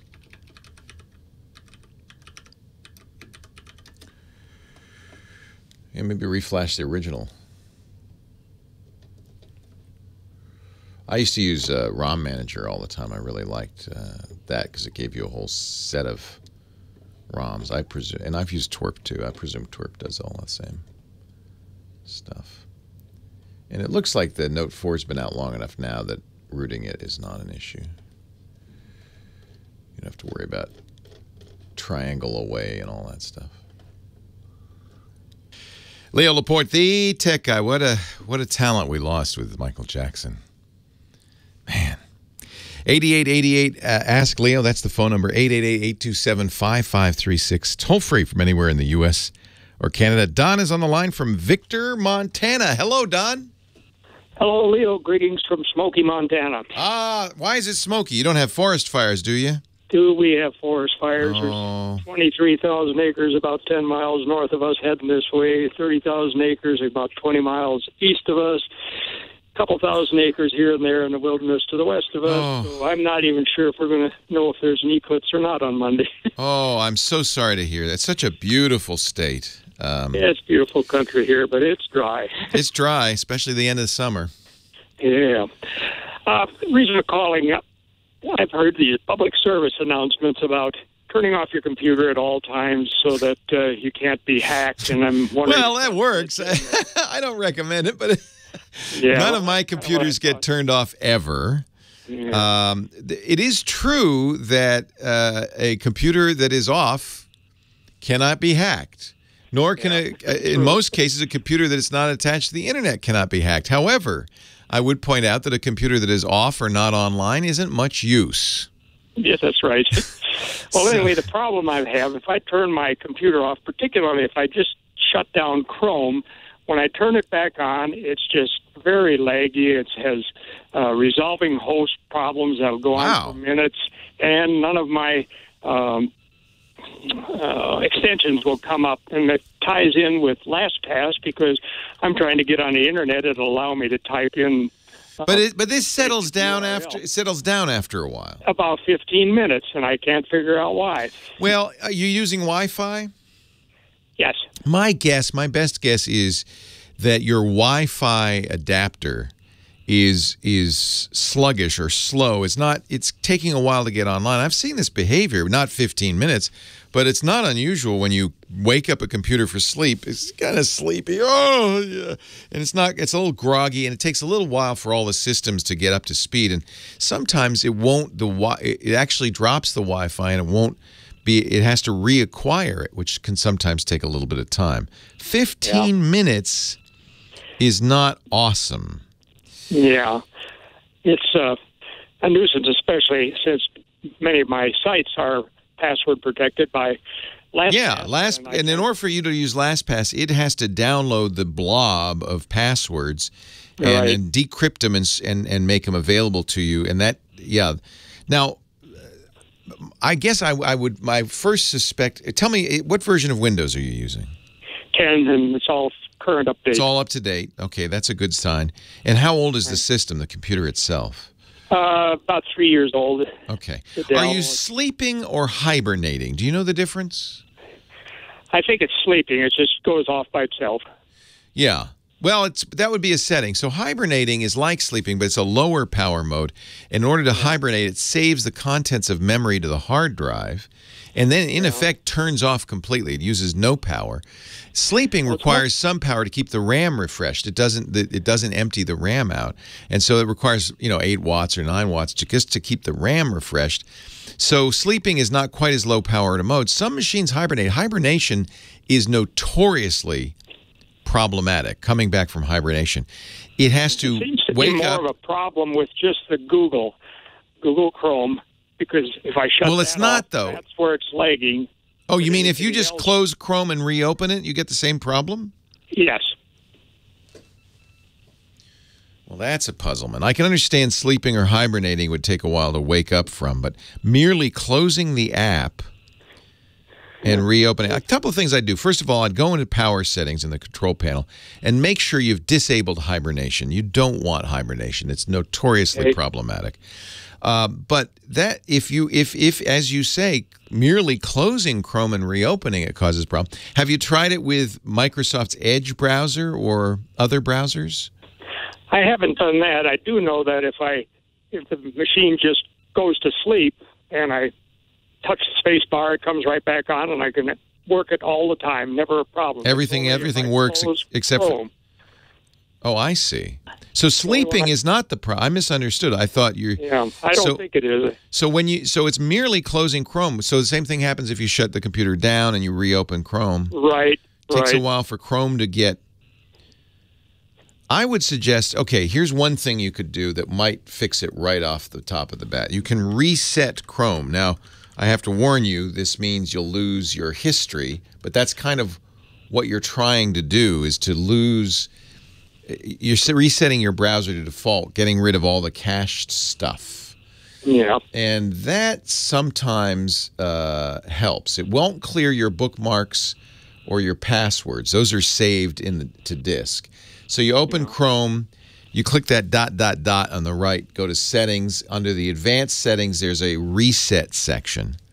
Okay. And you click Reset. I think this should fix it. Whatever's happened is probably that you've got to, so what the way browsers work to speed up browsing, they save data as you surf in a big database and get quite big. It's kind of like your history. It's really it's cached pages. It's remembered pages. That has an index. If that index is messed up or it's rebuilding the index each time, that I think could slow you down. So resetting Chrome. Google also offers, thank you Brian W. in the chat room, I wasn't aware of this, a Chrome cleanup tool that can also help with this. Particularly gets rid of these plugins and extensions that start up. This must be something relatively new from Google. I like this. In fact, let's try this first. The Chrome Cleanup Tool. It's a separate download for Windows 7, 8, 8.1, and 10. And what it's going to do, it says it will scan and remove software that may cause problems with Chrome, such as crashes, unusual startup pages or toolbars, unexpected ads you can't get rid of, or otherwise changing your browsing experience. This sounds like exactly what you want. You may have, for instance, it's not unusual, you go to download.com, let's say, and you install some shareware, and download, like a lot of other sites, will give you a special downloading tool that's a wrapper, but also installs other stuff like toolbars and things. It may be that Chrome has to reload these. They're not well crafted. They're causing slowdowns or problems. Let's clean up Chrome and see if they can get things working better. So I just go looking for Google Cleanup Tool? If you Google the words Chrome Cleanup Tool, 3 words, you will find it immediately. We'll give it a try. Download it from Google and only Google, obviously. You don't want to get somebody else's. Good luck. I hope that works. It sounds like if it's not sleeping, that's the problem. But just merely closing Chrome, it's got to be a Chrome issue. Thank you for that tip. That's good. I did not know about the Chrome Cleanup Tool. We get these questions fairly frequently. People have problems with the browsers, probably because of third-party extensions that were installed by kind of inappropriate tools and so forth. And if that doesn't work, uninstall Chrome and reinstall it. I like Chrome. It's worth sticking with. I don't think this is a Google problem per se. I think it's, because it's your browser, that's the thing that's all going out online all the time. That's the thing that's most often going to get corrupted. So as I mentioned, we're going to continue to take calls. If you're on the line, hang on the line. We'll continue to take calls at the end of the show for another 45 minutes to an hour. Coming up in just a few minutes, Dick DeBartolo, Mad Magazine's maddest writer, our Gizwiz. He joins us each week with a gizmo or a gadget we can talk about. And then we'll get back to the phones, and I'll just answer everybody who calls between now and the next 45 minutes, let's say. I will get to each and every one of you. How about that? How about that for an offer? By the way, I mentioned also turning off hibernation. Windows hibernation is notoriously problematic. It's a difficult thing to do. Depends a lot on hardware capabilities. I just turn that off. Do not turn that on unless it's been working flawlessly. A lot of times that can cause problems. Leo Laporte, the tech guy.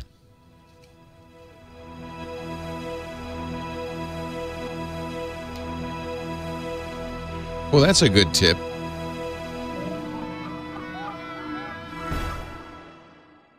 Leo Laporte, I am the Mothership Connection, the tech guy, 8888 Ask Leo. And again, we're going to keep taking calls after the show ends. But meanwhile, the show continues with Mad Magazine's maddest writer and our gizwiz, Dick D. Bartolo. Hello, Dickie D. How are you, pal? Oh, we're all excited about the Eclipse coming up on Monday. Now, you're not in the totality of the Eclipse. No, I'm not, but I was invited to a press preview of it tomorrow. Oh, good. Yeah, and then if they like it, they'll let it be for the public Monday in New York City. Yeah, so I this thought it was a good idea. this is like the CES unveil and stuff. They just the day before they like to let the press. It is Sun Unveil. It's a special thing that they're doing. Just like to give the press a heads up, a little exactly, something, and then maybe you'll write about it on your website. Yeah, right.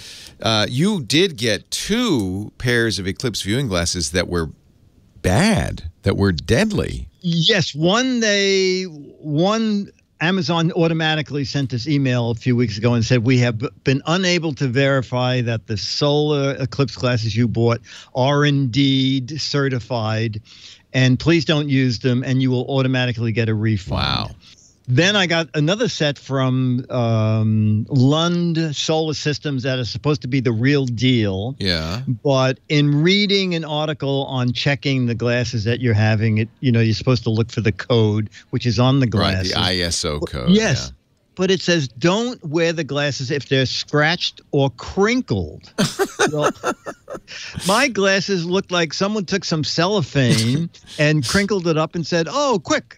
Put cardboard on these and send them out. Yeah. So I'm not going to wear those either. Yeah, good. But you have something safe to wear? Yeah, I'm probably going to do one of those pinhole camera things. That's a better thing. Yeah. Anyway. So do you have a gadget for us? I do. Every year I try to find a different kind of backpack to talk about. One year I had the solar powered, and then another one that had a built-in burglar alarm. If you felt threatened on campus, you pulled a pin, and there was a 110 decibel siren that went off. So on Amazon, I found this really neat backpack with a few features I like. The price I love best of all. First feature is they send the backpack, and I'm thinking, this backpack has no pockets. What is this? So it turns out they ship it with an elasticized rain bonnet that locks over the entire backpack. That's a nice idea. I've seen backpacks that do that, yeah. Yes, it's a great idea. So you roll that up and put it in the pocket. Another thing I thought was very clever is everybody goes back to school with an external battery charger.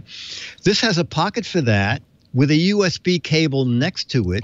You plug that into that. Built right in. And then on the outside of the backpack is a USB out. So if you're sitting on a train or in class and you need power, just take a little cable out of your pocket, connect it to your tablet. You don't have to open your backpack at all. You'll be connected to your external battery charger inside. Really nice. The weirdest and best thing was the price. $40. What? Yes. It also has a pocket for laptops up to 15.6 inches. It has hidden zippers. Oh, this is a great back-to-school backpack. It has a strap that goes over a rolling suitcase if you're traveling with it. But, Leah, the most amazing thing is, usually Amazon sometimes under the price says, deals we have for you. Buy this and get 5% off 9 other things. Yeah. Under this, Leo, it says buy one and get 30% off. And I go, wait a minute, I'm buying one. So I clicked on that, and my backpack cost me $27.99. What? Yes. Wow. I mean, they're giving it away. That's amazing. They are. It is. I think it's great looking.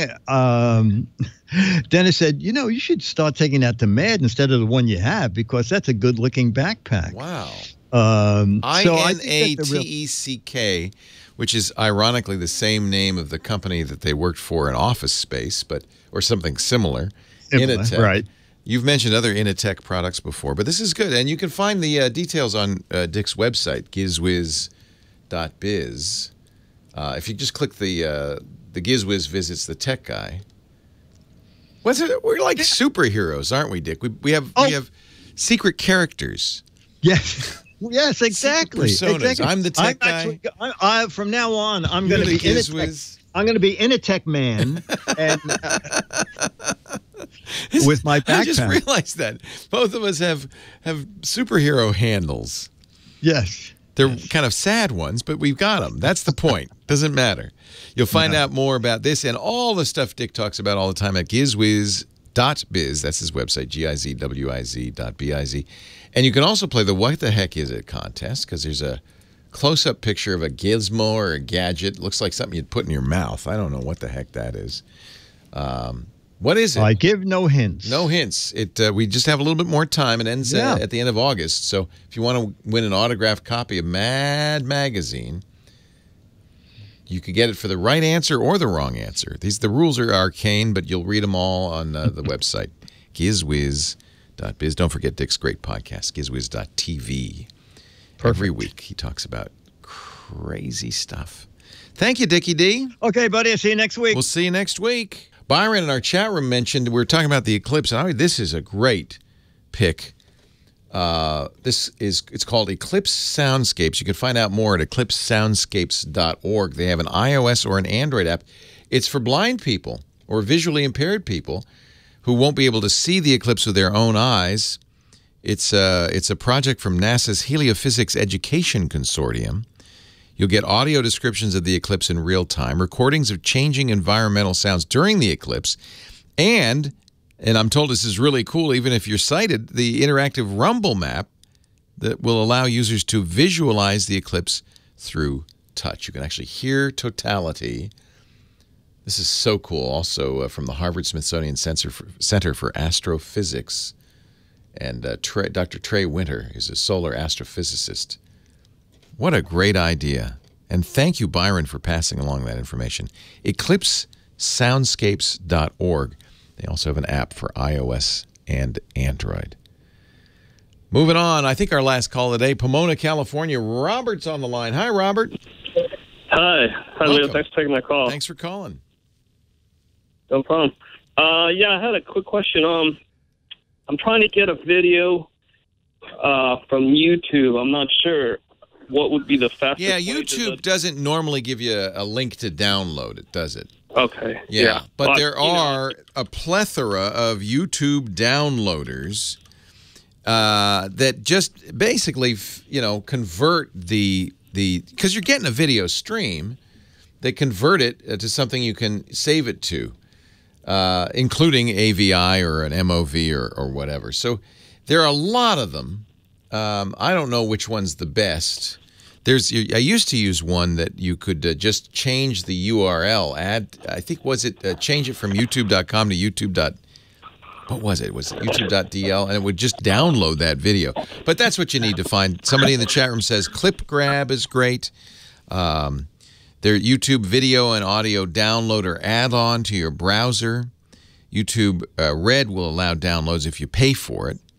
That's how they do this. Savefrom.me or .met. Savefrom.net. Sorry about that. There you go. There's a lot of them. Video download helper. That's what you need. One of those video downloaders. You get a video you can burn to a DVD. Hey, we're out of time. Thank you, everybody, for being here. Thanks to Mike Cozio, our musical director. Kim Schaffer for answering the phones. Thanks to you for listening. We'll see you next time. Have a great Geek Week. Leo Laporte, the Tech Guy. Well, that's it for the Tech Guy Show for today. Thank you so much for being here.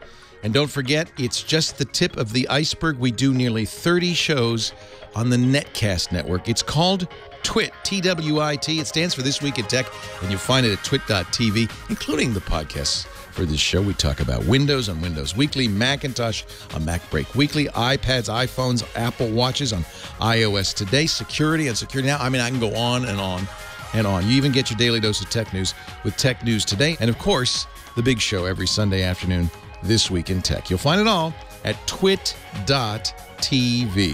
And I'll be back next week with another great Tech Guy show. Thanks for joining me. We'll see you next time.